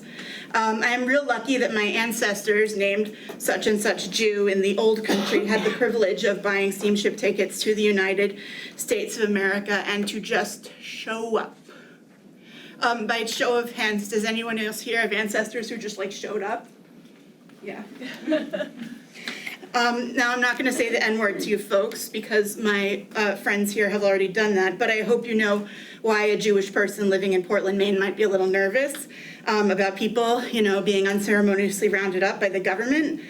I'm real lucky that my ancestors were able to just show up before all that happened, and so that I could have the privilege of living and working and voting and paying taxes here in Portland, Maine. And I'm like you folks. I'm a public employee. I'm an ESOL teacher at adult education. My students are documented. I have seen their documents with my own 2 eyeballs. When I have occasionally made unauthorized use of the work copier to copy those documents because I can't deal with having to use my fledgling Portuguese to explain how Kinko's works. And my students didn't just show up, they walked from Brazil to the Rio Grande. What would it take for you to walk from Brazil to the Rio Grande? It would have to be like a really powerful motivator, wouldn't it? They came for the same reasons that my ancestors did. They want better lives and opportunities for their families. Opportunities which, by the way, are so thin on the ground in the Congo as a direct result of US foreign policy back in the 1960s. This is not even like slightly disputed public record. Look up the church committee. And yet my students who were motivated enough to walk from Brazil to the Rio Grande are terrified of ICE, who by association are your friends. Who are not interested in nuance or in facts or in due process. They don't say, oh, thanks for the valuable context. No, they don't. We don't want to be part of that. 20 seconds. I am asking you for the love of the angry Torah God of my people. Grow some balls. Stand up to ICE. Shut them down. Not here, not now, not us. We don't want this. Uncheck the box. Thank you.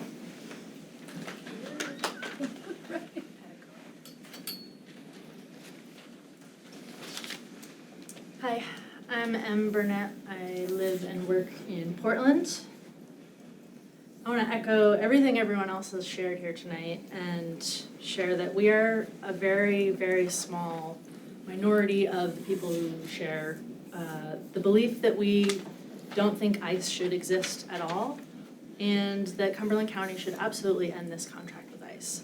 We are merely the ones who can show up.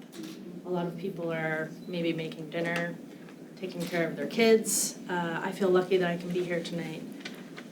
I've done a lot of organizing, political campaigns, talked to a lot of people in Portland at their door, and what I hear from people is never, I don't care about that. I don't care about local politics.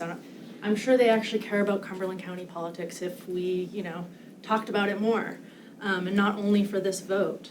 What people say is they don't have time to figure out what's going on. It's kind of hard to log in and read the minutes and know everything. They do care. They really are mad, and I'm glad that everyone here can share all the information about ICE about just a few of the terrible things that we are all watching every day as we see one more abduction on the street by some faceless goon, one more thing that makes the world seem like it's getting worse and worse while we sit and watch. It can feel really good to identify one thing that we can actually do right here, and it's actually in Portland. I think when so many of us are saying so many of the same things, it might be hard to resonate or relate on that point.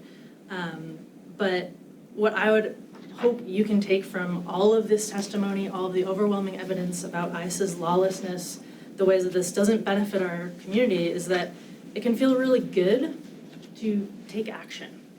It's not just that we're here because we want to do something. We're here because we want to do something and that we feel like it actually can make a difference. I think it's great to go to protests, but it's even better when I think that it can make a difference, when I think that it can move the needle. And you all have the power to do that. I think that is really important. I think that you could feel that power too by actually taking action on this issue. And I know there's a lot of weight towards doing things the same way that they've been done. ICE has only existed since 2003.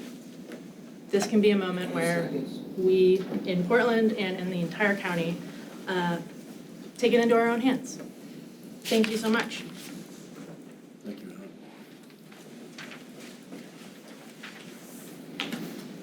Hello, my name is Della Murphy and I live in Portland.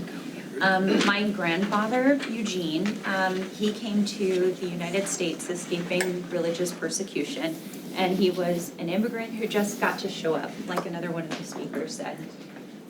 I feel so grateful that he got to build our lives as a family, that I got to be here as an American. And when I think about freedom, I don't think about freedom from something, freedom from fear, freedom, although these are all things that are real, freedom from, being kidnapped in the streets. I think about freedom to create something. Now, my friend Dana, who I consider a sister, got married early this year to a man from South America, and they did everything right. For 1 year, they've been going through all of the paperwork, all of the attorneys, all of the things that they have to do in order to get him here so that they could start building a life together and have the freedom to experience a life that many of us in this room just take for granted. Starting a family, him finding work, all of those things. Now, he can't leave the house, even though he has the ability to work and find a job that's fulfilling for him, because he's afraid to leave the house. He can't learn to drive because he's afraid to be in the streets and just suddenly get pulled over. What we all realize is that under these circumstances, there is no legal way for a person to come to the United States and do things right, do things legally, because it doesn't matter under these circumstances. And some of these individuals who are detained right now are in the same shoes as Dana's husband, my brother-in-law, my family, my loved one. It breaks my heart to see that people are trying to do things the right way, the way that the system has demanded, and still they're in these circumstances where they don't get to have the freedom that we all take for granted, the freedom to create lives that are fulfilling and generate a community full of love and safety and enrichment. I ask you to cancel this contract and don't be a part of a system that takes away freedom in this way, that gets in the way of individuals building their lives, experiencing safety. A system that is actively hurting our friends, our loved ones, our family members, our neighbors. There is a way that you can. Seconds. Thank you. This impacts all of us, and although it might not impact your brother-in-law, your sister, think about if it did. Think about if your brother were in that prison. Would you keep this contract? Would you want the system to persist? Would you want to be a part of it? I don't think you would. Thank you. Let's take about a 10-minute break here so that we can have a little respite. So See you in 10 minutes.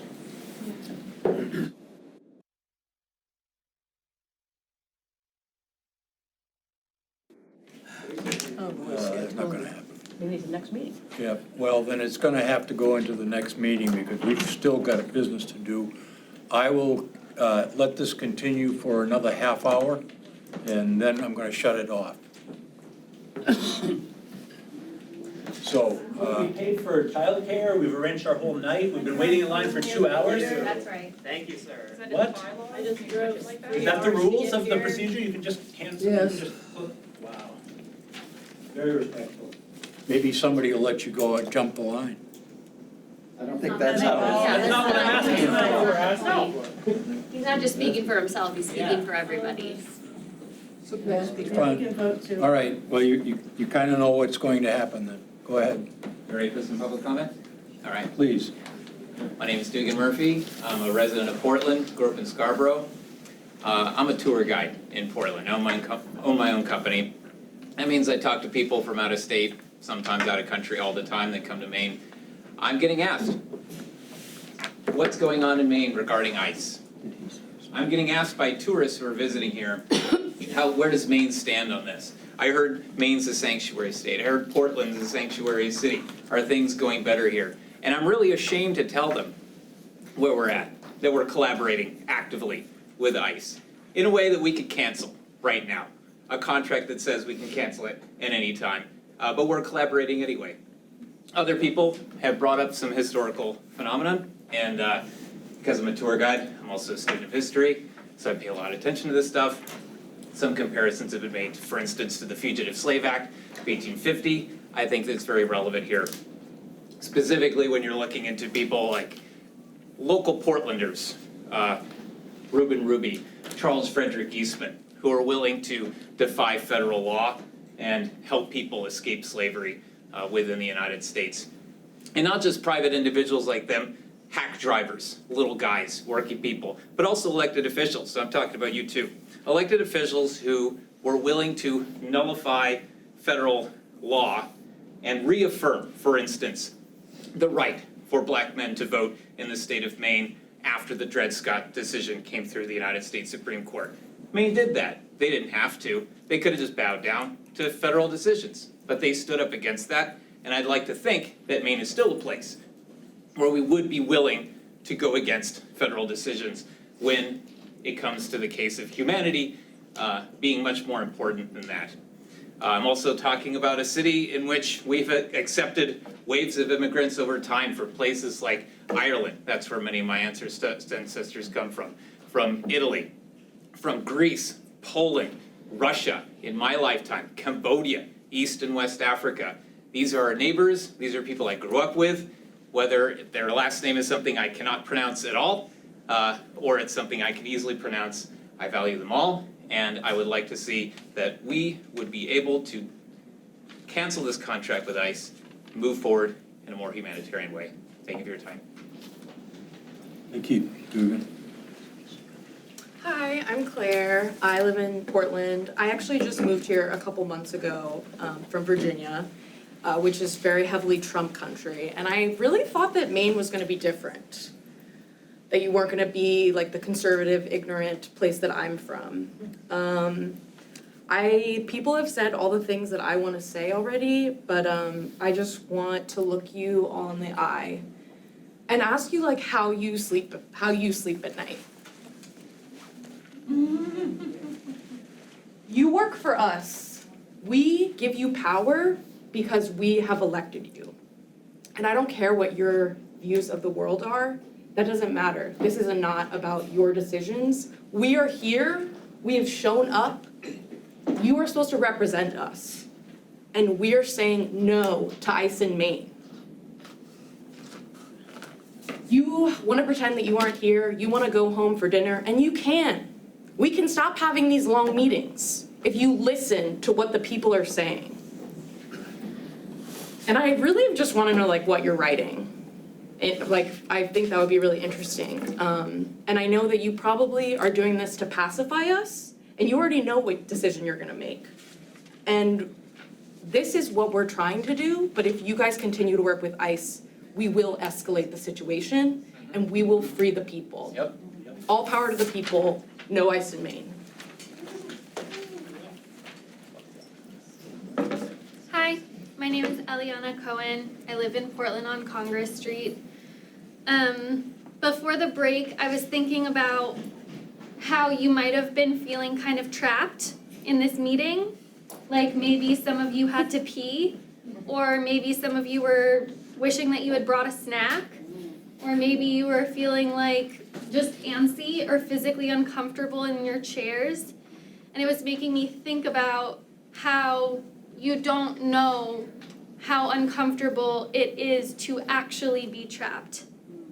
And I'm a social worker, and I work with a lot of people who have been trapped. I work with a lot of children who have crossed the Darien Gap in the jungle of Colombia to try to get here because they felt trapped where they came from, and now they feel trapped here too. And I'm wondering if you can use the tiny, tiny droplet of feeling trapped in this moment to empathize with people who feel genuinely trapped in their experiences living here in Maine.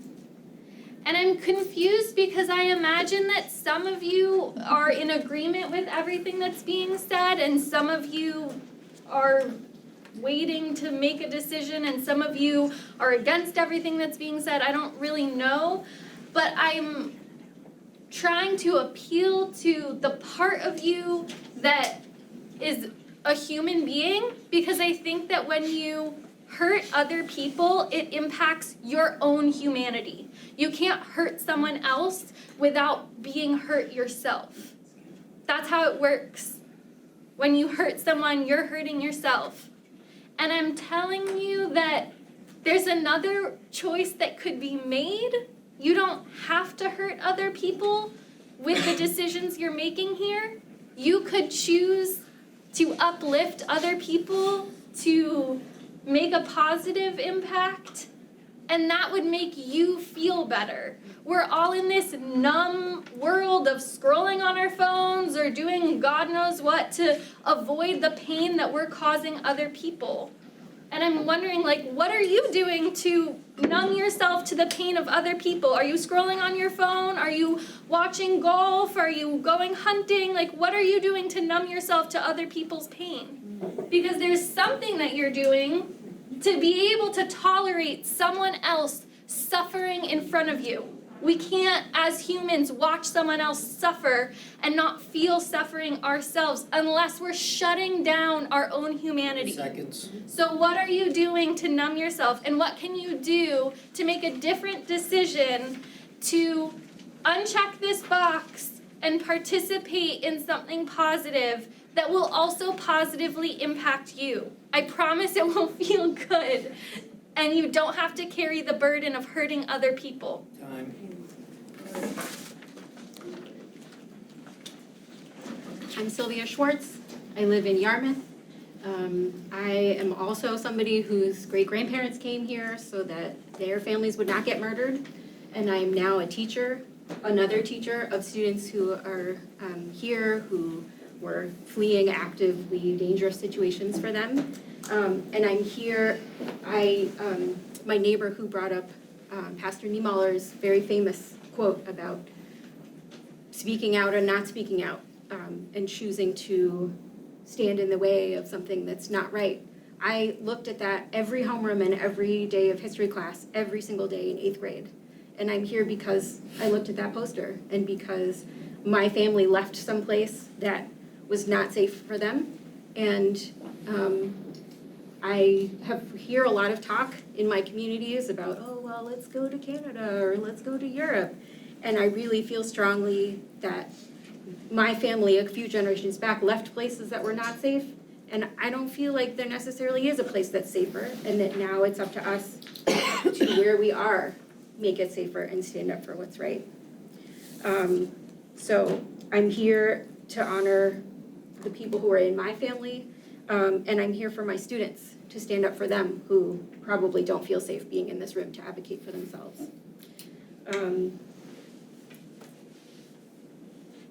And just to ask you being in a position of power to make choices that will build the kind of world that we all want to live in. And to me, an organization that is blatantly racist, that is blatantly lawless, is an organization that I would ask you to not cooperate with. And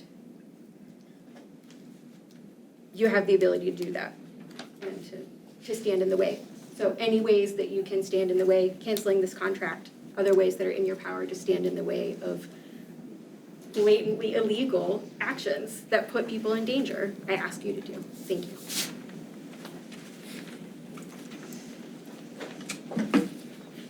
Hi, I'm Jessica Parks McKinney. I live in Portland.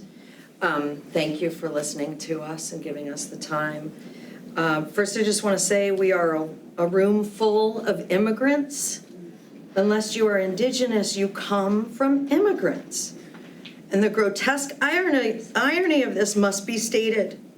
Somehow we tend to forget this point, but we have to think about this. I will not be as eloquent as so many who have spoken today, but I need to be a link in this chain. Links in chains matter. If every county jail that is just a link in the chain refused to be a link, ICE would find themselves having to personally drive each detainee to Alligator Alley. Links in chains matter.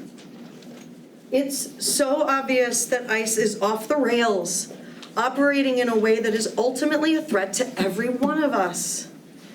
If Cumberland County Jail is just a link in the chain, just consider if you would be comfortable saying to your children and grandchildren that you were just a link in the chain for the Gestapo. You are people who are drawn to service. Thank you for your service. As such, as has already been stated, you have an opportunity right here, right now, in your lifetime to be heroes, literal heroes. You can say to your children and grandchildren that you would not have been a link in the chain for the Gestapo. I believe that in your heart of hearts, you must know that being a part of this is wrong. Please meditate, pray on this. Masked men in unmarked cars. That's all. Thank you. Hello. My name is Waxtall Keith. I live in Portland, Maine.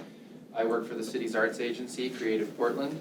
I also work for the Maine Jewish Museum, and I am the chapter facilitator for General Strike US. We are organizing a general strike across the nation, trying to get 11 million people to not go to work for an undetermined period of time. During my work with General Strike, I've linked up with the chapter facilitator for California. His name is Cesar Vasquez. I'm here on his behalf today. Cesar Vasquez runs La Cultura del Mundo, the culture of the world, if you don't speak Spanish. And they are organizing a national march called La Marcha de la Puebla, which will be happening on August 1st. And the nation's coming together to say enough is enough with what's happening with people who are being abducted on the streets. The people who are starting this national march, Cesar Vasquez and his colleagues, they're all children who live in Santa Maria, California. And like many other people around the country, like teachers who are here today talking about their students, these kids are coming home to the parents not being there. They don't know where their mom and dad went because they were taken in broad daylight. Some of these kids have been taken. They've had ICE agents show up. ICE agents, are they really ICE agents? They've shown up at their high school graduations and taken kids, taken their parents. So this is happening all across the country, and it's terrifying. I, like almost everybody here, unless you're indigenous, I come from immigrants. My family's from Abruzzo, Italy. My grandma came here from Abruzzo. And, you know, we're all a part of this country together, no matter where you come from. Also, I don't know if this is true. I'm not a lawyer, but I read that if you're undocumented, it's like the equivalent to jaywalking. Also, I read this, that the GOP just approved a $170 billion contract for ICE. Meanwhile, they've given $57.2 billion to the United States Marine Corps. My mom and dad were both in the Marine Corps. Every generation of my family served in the U.S. Marines or the Navy, all the way back to pre-World War I. So I just wanted to be here today to say, as a member of this community, I don't want you to pass what you're going to pass, or just don't pass it. Don't comply. Don't comply with these people. They're pure evil. They don't have any hearts. They have no souls. They're being funded by billionaires. All right? Like, just think with your heart. Thank you. Also come to the Marcha de la Puebla, August 1st, Congress Square Park. Thank you. Hi everyone, my name is Elle Darcy. I grew up in Portland, right on Munjoy Hill. I went to Deering High School. I own many businesses here, and I am also a landlord. I have buildings in a lot of different cities. I love my tenants. I also am a caregiver to my elderly grandparents who, until they were in their late 20s, only spoke French. I'm sure many of you might have similar grandparents or great-grandparents.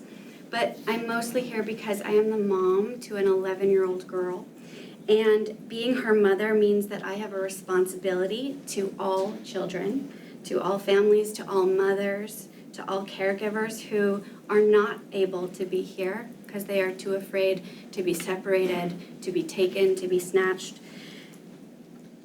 As somebody who's lived in Portland a long time, as somebody who is an American citizen, we know that our American Constitution protects people, not just us who are citizens. The Fifth Amendment says no person shall be deprived of life, liberty, or property without due process of the law, and the 14th Amendment guarantees equal protection under the law, again, for people, not just citizens. What ICE is doing in our community, in our home, violates all of these protections that are guaranteed to people under our Constitution. I also feel like it's important to remind you that just following orders has never been and will never be a legal defense for wrongdoing. We saw this when Nazi officials claimed they were simply instruments of their own system, and the world rejected that excuse. You will not be able to say that you didn't know or that you were just following orders. Your leadership requires responsibility, but it also requires a conscience. And this is your moment to lead with it. I'm asking you as a citizen, as a mother, as somebody who loves this city and my country, and who wants to raise her daughter in a really good world, to do the right thing and cancel the contract with ICE. Thank you.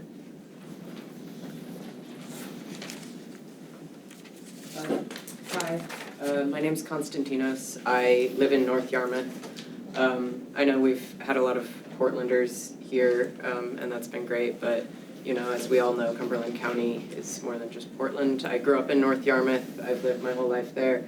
I went to Greeley schools, and I just want to be here as someone from my small town and say that I don't support Maine cooperating with ICE. I'm a nursing student at SMCC. I'm a deckhand on a ferry boat, and I mean, immigrants are, you know, they're like my classmates, they're my coworkers, they're my family friends, and I really don't know like how like my community would function without them.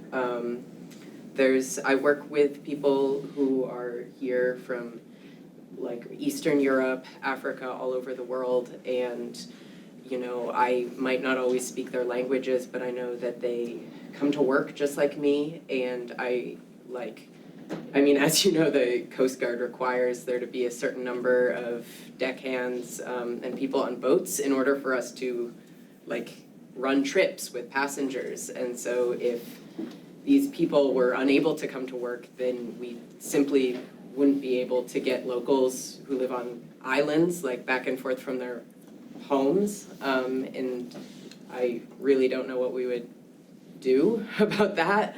And I'm studying to be a nurse. There's immigrants that are, my classmates, they're my lab partners, they're my study partners, and they're just really valuable members of this community. And I'm against them getting kidnapped off the street. I'm against, any organization that is violating our right to due process here in Maine and in America. The Constitution is very important to me, as I'm sure it's very important to all of you and, everyone else in this room. And I just believe in everybody's right to everything that is promised to us in the Constitution. Thank you for your time. Hi, thank you for giving me the opportunity to speak. My name is Denise Schwartz. I live in Scarborough. I've been a Mainer all my life, except for a brief few decades of insanity in Massachusetts. My family, my mother's parents and my father's parents were immigrants, French Canadian. And my father was the captain of the Lewiston Police Force when I was growing up. And I gotta say, he wasn't the bluest guy I knew, but if he saw what's going on right now with the Constitution crumbling and with due process crumbling, even he would be very, very concerned about the future of our country. I know this about my father. He was a World War II veteran, Battle of the Bulge. He knew what was right and wrong, and he would not like this. Sheriff Joyce, you don't know me, but I've had discussions with you. I lived in Harpswell as well. I've always felt that you were a very even-handed, wise person. And I want to continue to feel that about you. And to all of the rest of you, it is my understanding that Cumberland County is one of the most powerful counties in the state. And you have a moment here, a historic moment to lead the way in this state. And I'm asking you to grab the power and to lead, because history is going to be talking about us. Maybe after I'm gone, but it's going to be talking about all of us. So I ask you to use your power very wisely. Thank you. Thank you.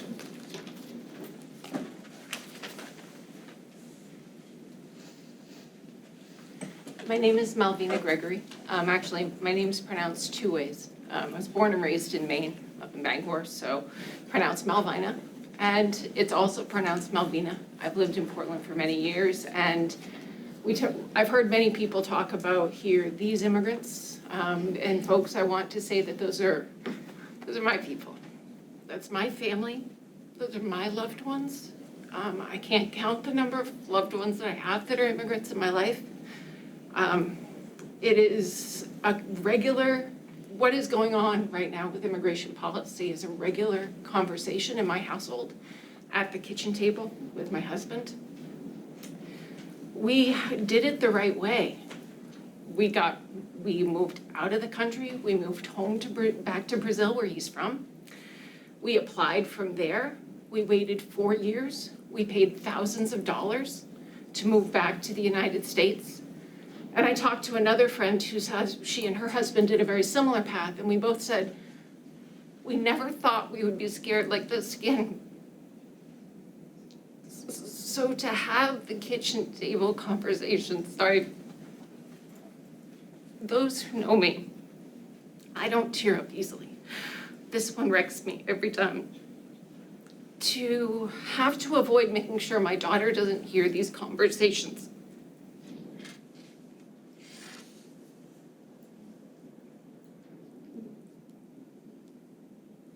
Because we don't know if our father might disappear. We did it the right way. I want you to tell me. Recently on the news, grandfather lost his residency card and he went to get a replacement and he was disappeared. And his family found him in Guatemala in a hospital. So I want you to tell me, if you can tell me and promise me that my husband won't be detained, if you can promise me that he won't be shipped to another state and I won't know, or that he won't be shipped to another country where I can't find him, then that's a different conversation. But that's not the conversation that we're having today. We thought that those days of not being safe were gone. Promise me that he won't be sent to a detention camp where there are inhumane conditions. Promise me that he won't be shipped to a place where I can't get to him. I've been thinking a lot about how to organize and what to do. And the only thing that I can think about is to protect my little corner of the world and shelter as many people as I can. I'll quote a Spanish phrase, "Dime con quién andas, te diré quién eres." Tell me who you walk with, and I will tell you who you are. Please cancel the contract with ICE. My name is Remy. I live in Brunswick and work here in Portland. Many people have already said extensively and well things you've probably heard many times. I will only state that this impacts me and people I love directly. But I do want to address one point in particular. In 1950, Aimé Césaire coined the idea of the fantastic boomerang, which is the idea that domestic fascism and atrocities carried out domestically in imperial nations is the inevitable consequence of fascism carried out abroad, and that before we are its victims, we are its accomplices or its beneficiaries.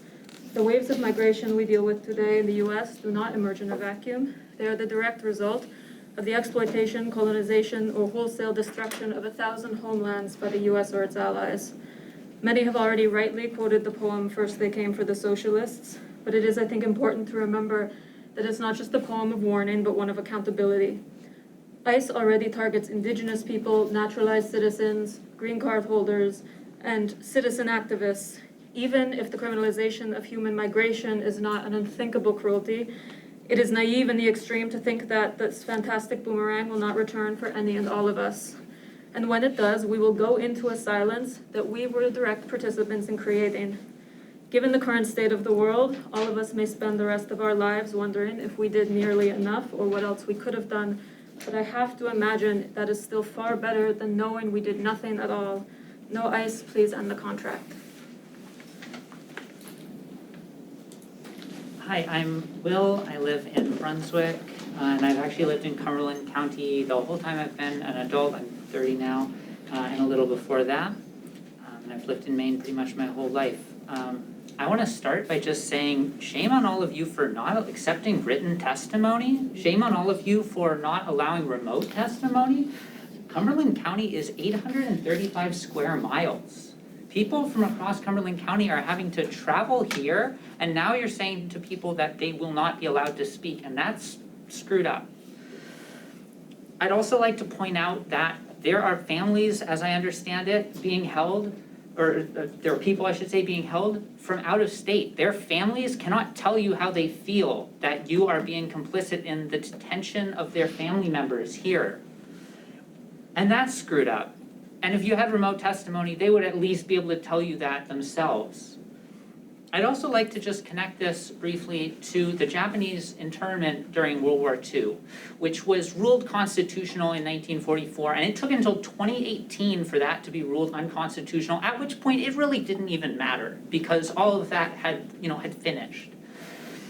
And if you were in that situation, which I would say you are right now, where there are people, there are residents of this country who are being disappeared, who are being rounded up and put into camps without really appropriate process, if there even is such a thing for that sort of action.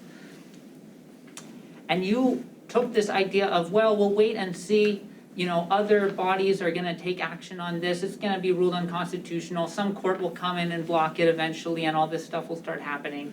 You can't count on that. It might take however many years that was, I haven't actually done the math, but that is the situation we're in, and at the very least, you should really be taking some sort of written or remote testimony is kind of absurd. Thanks. Hi, I'm Erica. I live in downtown Portland. I'm sure many of you are here tonight and are in this role because you care a lot about the safety of our county. And to that end, I would like to share some statistics about immigrant communities and crime. Immigrants in the United States commit crimes at lower rates than the US-born population. That has been proven across many studies. And some studies even indicate that immigration can lower criminal activity. So with that in mind, detaining people on the basis of their immigration status actually makes our community less safe, in addition to just being a waste of our resources. I really urge you to terminate this collaboration with ICE. You have an opportunity to make us all safer by not instilling fear in your constituents, and it's in the best interest of the county and all of its residents. Thank you.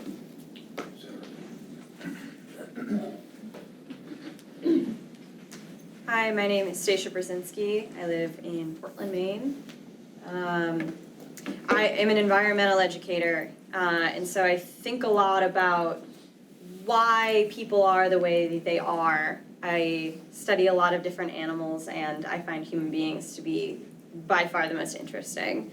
And human beings are animals that move around. We always have. We evolved in Africa, and then we trickled out almost immediately, about 100,000 years after evolving, which is pretty quick if you think about it. So some folks went this way, some folks went up, and then some folks went that way, and then eventually they came back around and they circumnavigated the globe, which is pretty wild, and it's really complicated. And they did it without paperwork. They did it all without paperwork. At some point, paperwork was invented, but people moved around because they needed to, and they moved around because they wanted to. We love to travel. We love to explore new places.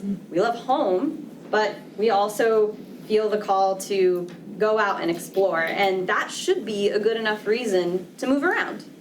But there are a lot of other reasons people move around, and I'm sure you know what they are. And a lot of them, unfortunately, are caused by US foreign policy.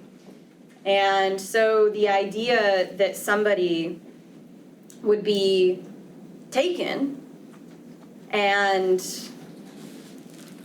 I can't even imagine it, tied up, put somewhere they don't want to be, they can't access their family members, they have to pick up a prescription. I mean, all these things that we do in our daily lives, these silly little things that we take for granted, nope, not anymore.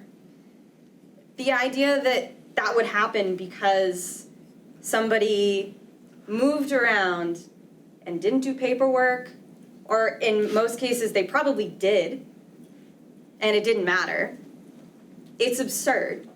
It makes no sense. This is not how we treat people. We don't do this. We're kind. There's a social contract. And it seems like at some point when you involve paperwork, the social contract just disappears. That doesn't make sense. We don't do this to each other. And so I urge you, when you see something that's absurd, that's scary, that's abhorrent, that you can't imagine happening to you or your family members, you say, I don't want to touch that with a 50-foot pole. I don't want to be anywhere near it, and if there's anything I can do to stop it, I will do that.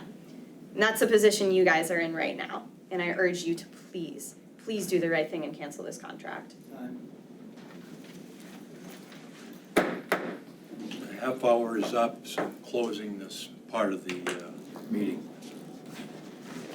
So I don't think we can accept that. We would like a vote then. You have if the majority of the council can, the commissioners can overrule the chair, we want to vote. Chairman? Yes. Could I point out for anybody that's here that is interested in this, it is completely untrue that we don't accept written testimony. We have a website. It's available. It's cumberlandcounty.org. Each one of the commissioners has their own mail address there, which would result in anything that's sent to any one of us probably going to be circulated to everybody. I'm not going to make a motion to extend the public comment period out of respect for the chair, but I don't think I recognize that members of the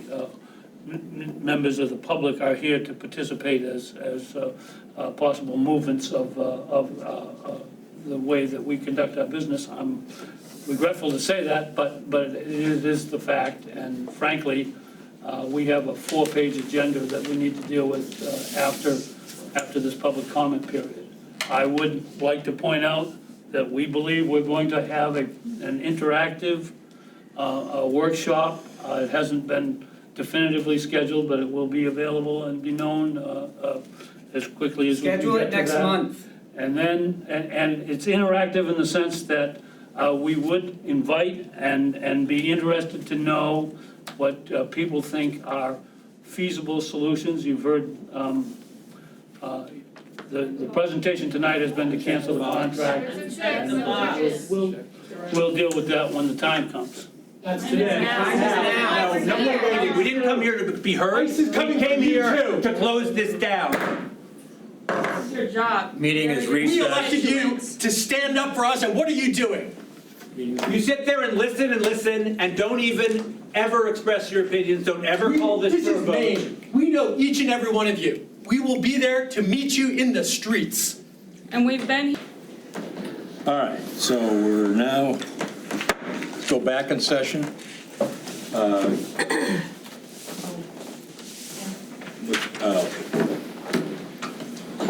I move we pass the consent agenda. Oh, wait a minute. Do we want to, just for the record, get the sheriff's comments? Or can we just, is that necessary? I'd say, I think we should just move on. let's move on. Just move on? Yeah, I decided halfway through, there's not much more I can say that I haven't already said. So Right. there's some clarifying things when you guys are ready, but let's move on. All right, thanks. I needed a motion to pass the consent agenda. So moved. Go ahead, second. Put him as- And those items are 25062 through 25082. We have does anybody have any reason to take an item off the agenda? I have to look over your shoulder. I can't get into my computer. Did you say, Tom, you had something? I said I've read them all and I'm happy. Oh, okay. Me too. I'm good. All right. So, so there's no comment, so those in favor? Aye. New business. I need a motion to adopt, adoption of the successor collective bargaining agreement with the Cumberland County Association. So moved. Can I have a second? Second. Any comments? Those in favor? Aye. Item 25086. I need a motion to authorize the county manager or his designee to execute the change order between Landry French Construction and Cumberland County for the renovation of the old jail medical facility. So moved. Second. Any comments? I just have one comment. I think that French Landry's done a great job. The fact that we have a contingency, that we now can take this money and do something a little different with it is fantastic. I think they've been a really great company to work for, and appreciate the the adjustments we've made for the old jail, and it just shows our commitment to high quality, hopefully in the future, innovative infrastructure. So I'm in favor. Thank you.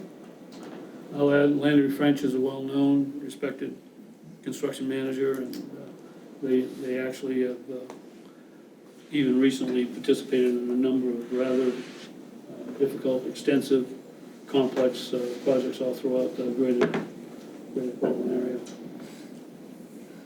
Any other comments? Those in favor? Aye. Unanimous.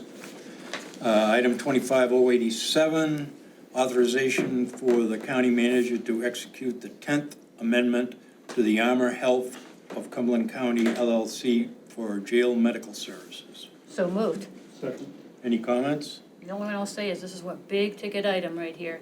And I think the county manager, pointed this out to us previously, is that obviously our commitment to what's happening in the jail and trying to support what we need to do to make it a first-rate jail, it requires this. And the medical piece of what we do is a big part of how we're serving folks. So although it's a very large number, I'm voting in favor for it. To add on to that, my comment is that we're talking about a little bit over $4.3 million. And if you read on, it's one of the largest single items in our budget that has a specific tag. My other comment of this is that this 4.3 is for medical insurance, and the state this year will probably only award all the counties $4 million through their mandates. And we could take the whole thing legitimately because it would qualify. So if the public wonders why property tax is going up, somebody should be talking to their representatives. Any other comments? Those in favor? Aye. Aye. Before we go into executive session and have our own comments here, does anybody have anything else for the good of the county? Seeing none, we'll move on to comments from the executive staff. I don't know if they... I'll go first. No, that, you're the county manager. No.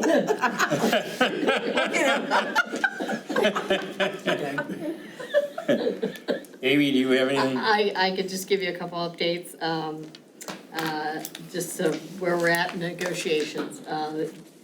After tonight, the dispatch agreement is complete. We'll implement that starting this week. The Teamsters Supervisor Corrections Agreement has been completed, and we have implemented the guidance within that agreement. The National Corrections Union agreement has gone through the mediation process. We have a tentative agreement. We're still going through wordsmithing some of the concepts. We're hoping to have that done in the next couple of weeks, so I can bring it forward to you at the next negotiations or next commissioners meeting. The patrol, Teamsters Patrol voted down their agreement, and we'll be discussing that in the executive session. And as a highlight, I know for the past couple of years, we've been talking about corrections hiring.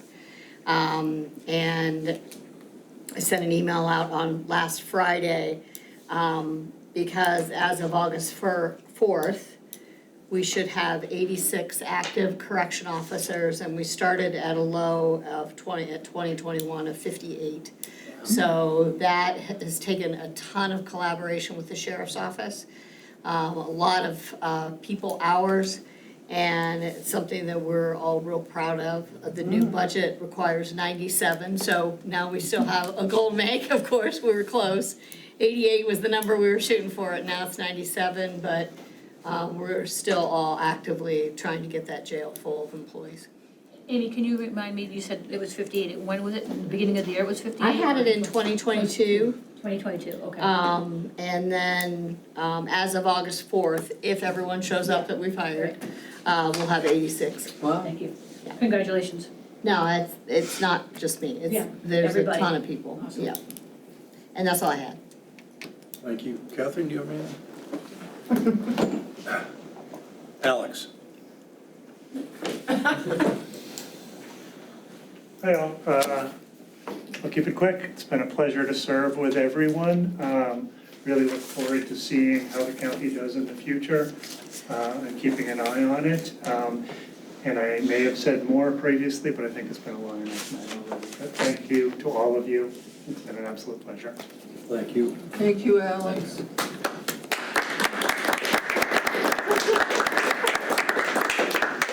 And if we get in trouble on NPI, we know. Sheriff, do you have any comments? Well, that's my first comment, wow. Keep it brief. I agree with the hiring. There's been a lot of people's work, and we're making headway. Some of my command staff members and I are meeting with Portland Adult Ed on Thursday to see what they might be able to do to kind of help us with individuals that English is a second language. We're finding out that it was a good thing they did away with the old LERT test, especially when people were wondering why a vehicle was called a Datsun and comparing that with a dog, because Datsuns have been gone for a long period of time. But we're not sure about their reading comprehension. And some people, really good people, are just not grasping the job. And I think some are proud and they don't want to say, I don't understand. They just go, yeah, I know. And then unfortunately, when they're going through their training and signing off, we've got field training officers that won't sign them off because they don't want them to get hurt or hurt somebody else. So I don't know what that will look like, but I think we owe it to the individuals to try to understand it better. I don't have a magic bullet, but I'm meeting with 3 people to see what they have and whether or not they can help us at some point. Understanding it's going to take a long time, or a fair amount of time. But I feel like we're losing really good people just by virtue of English being a strain. So, other than that, it's been a long night, so I'll cut my thoughts to that. Thank you. Now for our manager. Well, thank you. Alex jumped up before I had the opportunity. I just wanted to express publicly how congratulations to Alex on his tenure here in the county. I think he came in January of 2013 and is going to be leaving us next Friday. Alex is a person that quickly learned the county inside and out. He knows the financial system better than anyone. He knows the grants. He has an understanding of what's happening in each department through and through. And so his mentorship of me when I first became manager here was greatly appreciated. And it's going to be a loss for this organization, but we wish Alex all the best luck going back home to the island and his future endeavors that are on the near horizon for him. And so thank you, Alex, for all your time here.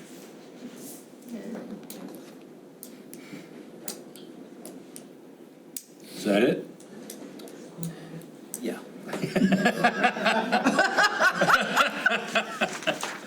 I can say some more niceties about Alex.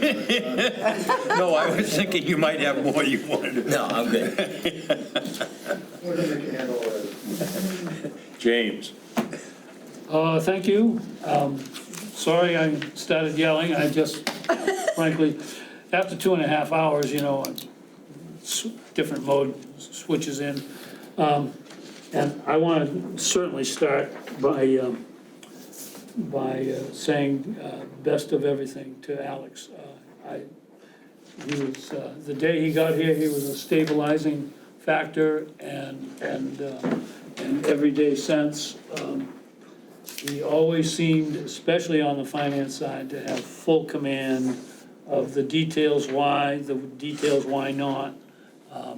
The sources and uses were at his fingertips, and plus he was one of the most pleasant persons to deal with and know of that anyone could imagine.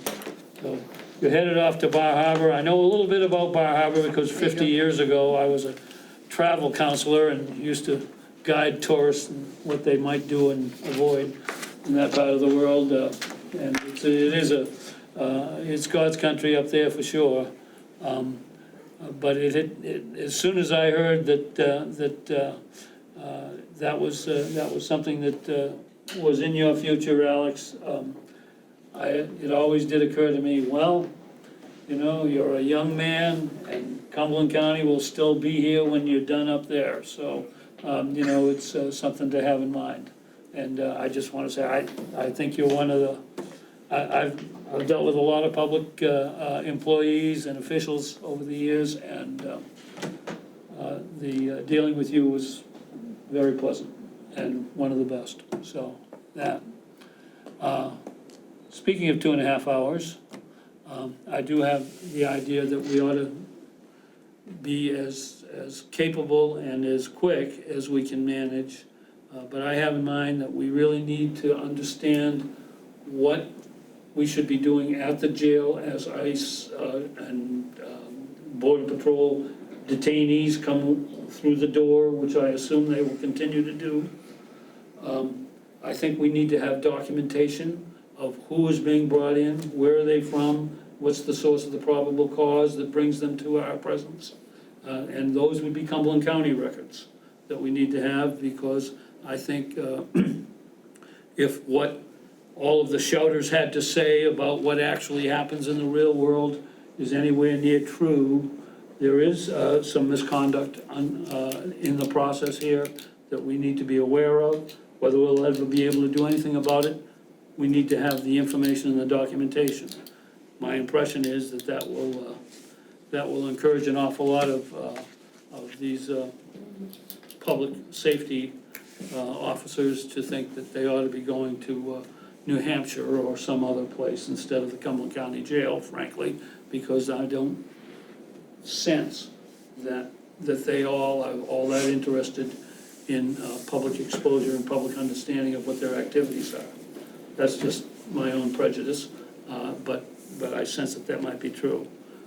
We are thinking about trying to organize a policy workshop that would be kind of interactive with not only just commissioners, but also people that can bring something substantial to the table. Certainly we want the sheriff's office to be fully involved. I also think we ought to reach out to the University of Maine. There's a professor there who teaches immigration law. There's a whole series of organizations that are attempting to provide legal representation and counseling to people that have been detained and are at the jail. It's pretty extensive. I think we ought to try to make that a resource that we can understand and maybe have something to do with advancing their cause if we think it's appropriate. So that's all I have to say tonight about the issue of the 2.5 hours. But like I say, I do apologize for mouthing off, and maybe wisdom would dictate that I should have shut up. Other than that, you know, I think I'm ready for the executive sessions when that's the time. Yeah, Alex, I only worked with you for 6 months, but I heard lots of good things about you from a prior commissioner from whose place I took. So I wish you the best of luck. Are you working in Mount Desert or in Bar Harbor? Yes, You're hoping to, yes. Oh, good, okay. So you don't know yet? No. Living the prayer. Wow, good for you. I like people who just dive off the diving board.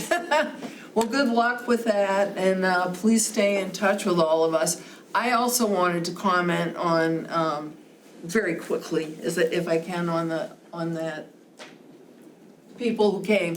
I mean, I understand where they're coming from, and I hear them, I really do, but I also think that it makes a lot of sense to do that policy workshop and bring in experts or whomever that we can talk to around the table and decide what is the best way forward, given what we're dealing with And I know, and I've said it before, I'm not happy with ICE.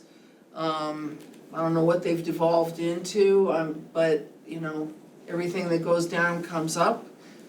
The world goes round and round, thankfully, and hopefully we're gonna stay ahead of the issues there.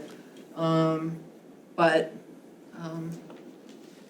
I don't know, I mean, I'll talk, and I don't know how you guys do this, but I know when I was on the Scarborough Town Council, we had policies and rules about public speaking, and you could have time limits for the total time that people were allowed to speak. I mean, they would do 3 minutes, but we might say, you know, but the maximum time for public speaking is an hour. Please remember that you can email, you can whatever. So, I don't know.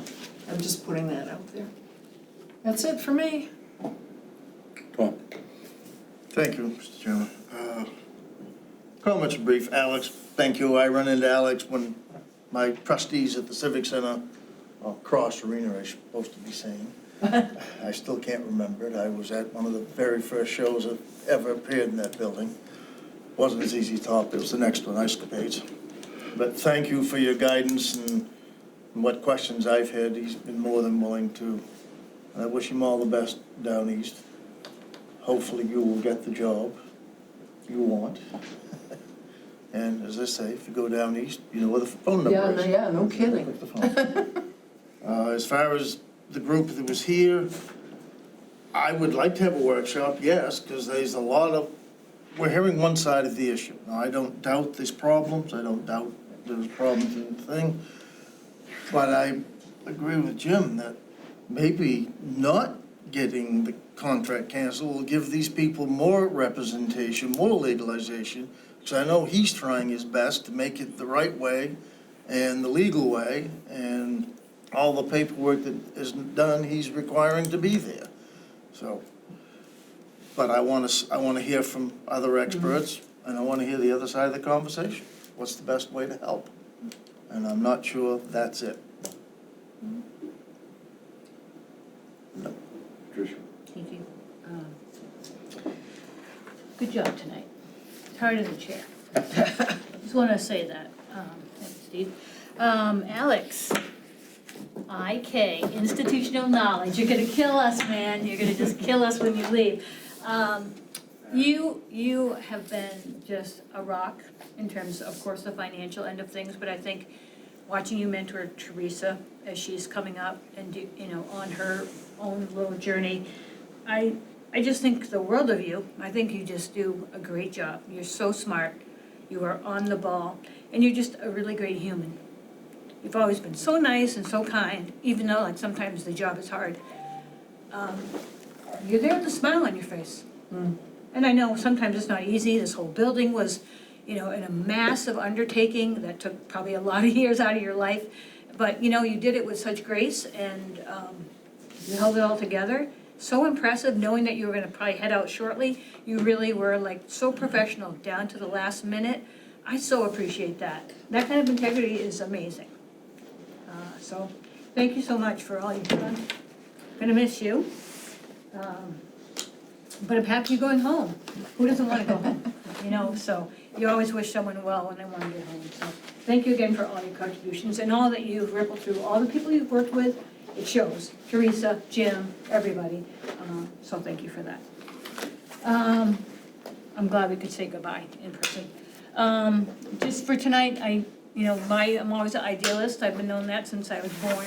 I was hoping this was gonna be a positive thing to hear people's input. Obviously, it didn't go that great towards the end, and we had some issues, but, I think we should all cut each other slack. It's a passionate issue.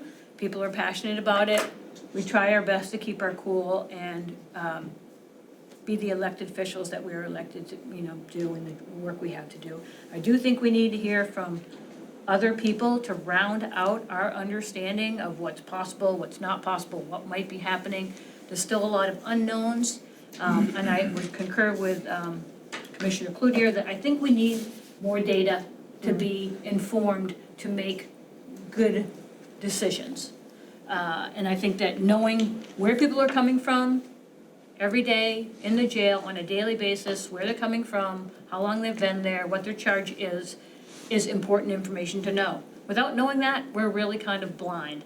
And I think that we should demand that kind of data so that we are responsible. We are accountable to what's happening. So I think that's, I hope, an easy ask to have that kind of daily data, whether it's, daily and we see it weekly, whatever it is, but I think we need to know that. Many people are concerned that these people aren't even from Cumberland County. They're just coming here from another state. So I think some type of well-structured workshop that involves other voices is super important. Just like the agenda for the listening session, people had a certain amount of time, we heard from them, and it was a civil conversation. I know it's different when you have a public comment section, that's what happens, the public comes. But if we can try really hard to maybe make it useful for us, hear from experts, not all of us are attorneys, so we don't really know what's what. So I would concur that we just need to try to do something, and we do it when we can get the right people in the room, whatever that means, whether it's fast enough or slow enough, it doesn't matter, but we just need to have the right people in the room, so. Want to say it's a pleasure to work with all of you. I know it was a tough night for a lot of us, so let's stay positive. So, thank you. Thank you, Commissioner. First, let me talk about the group tonight.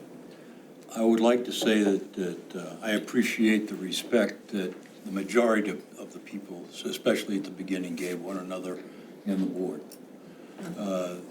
They showed some sincerity and belief in what they believed it was happening.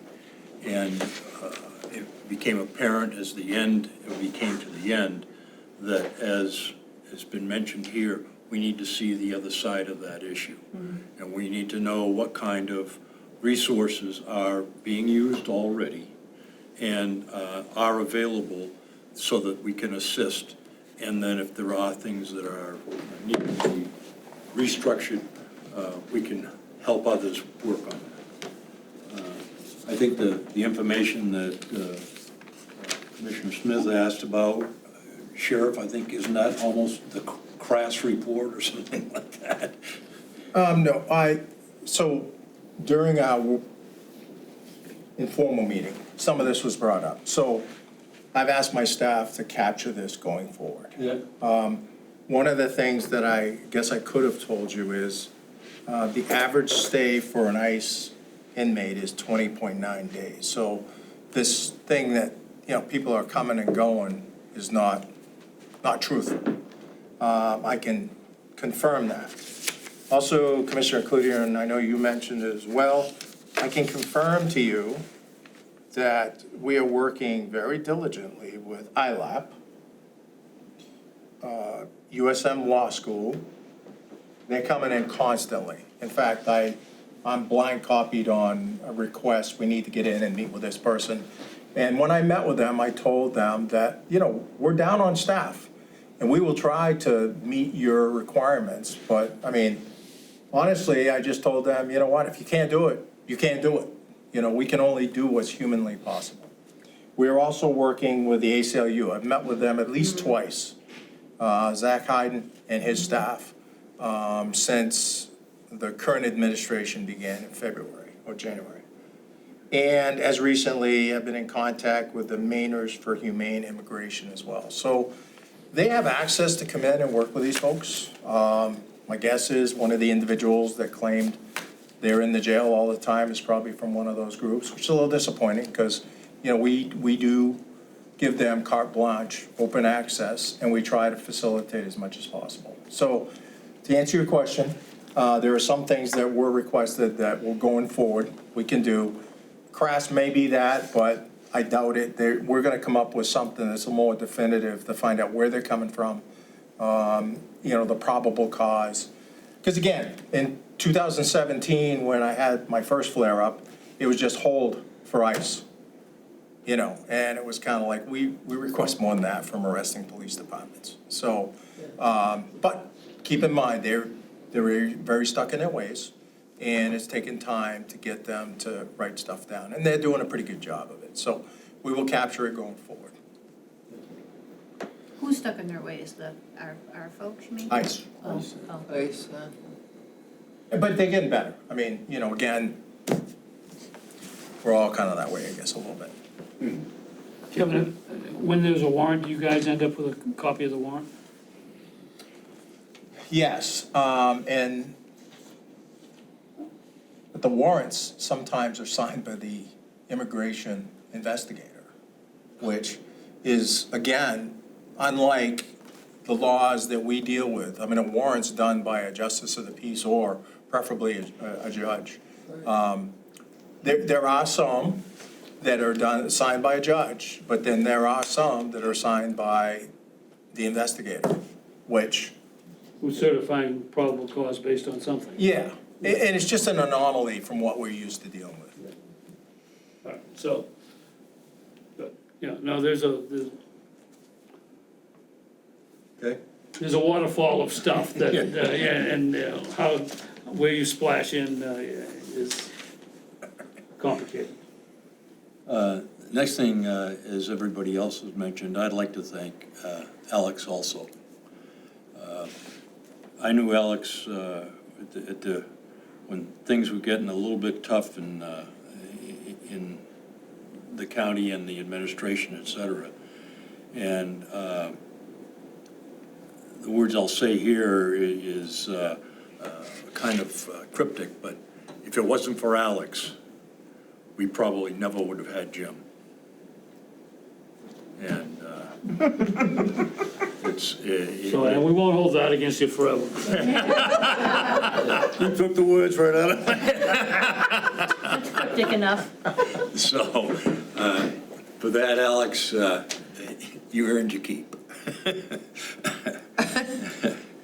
And as far as tonight, we were a board that was earnestly trying to take the public's concern into hand. I got disgusted with it because I thought that they were losing respect for not only us, but for themselves. Yeah. And another time, I hope we're more connected with what we want to do, and we act as more of a unit.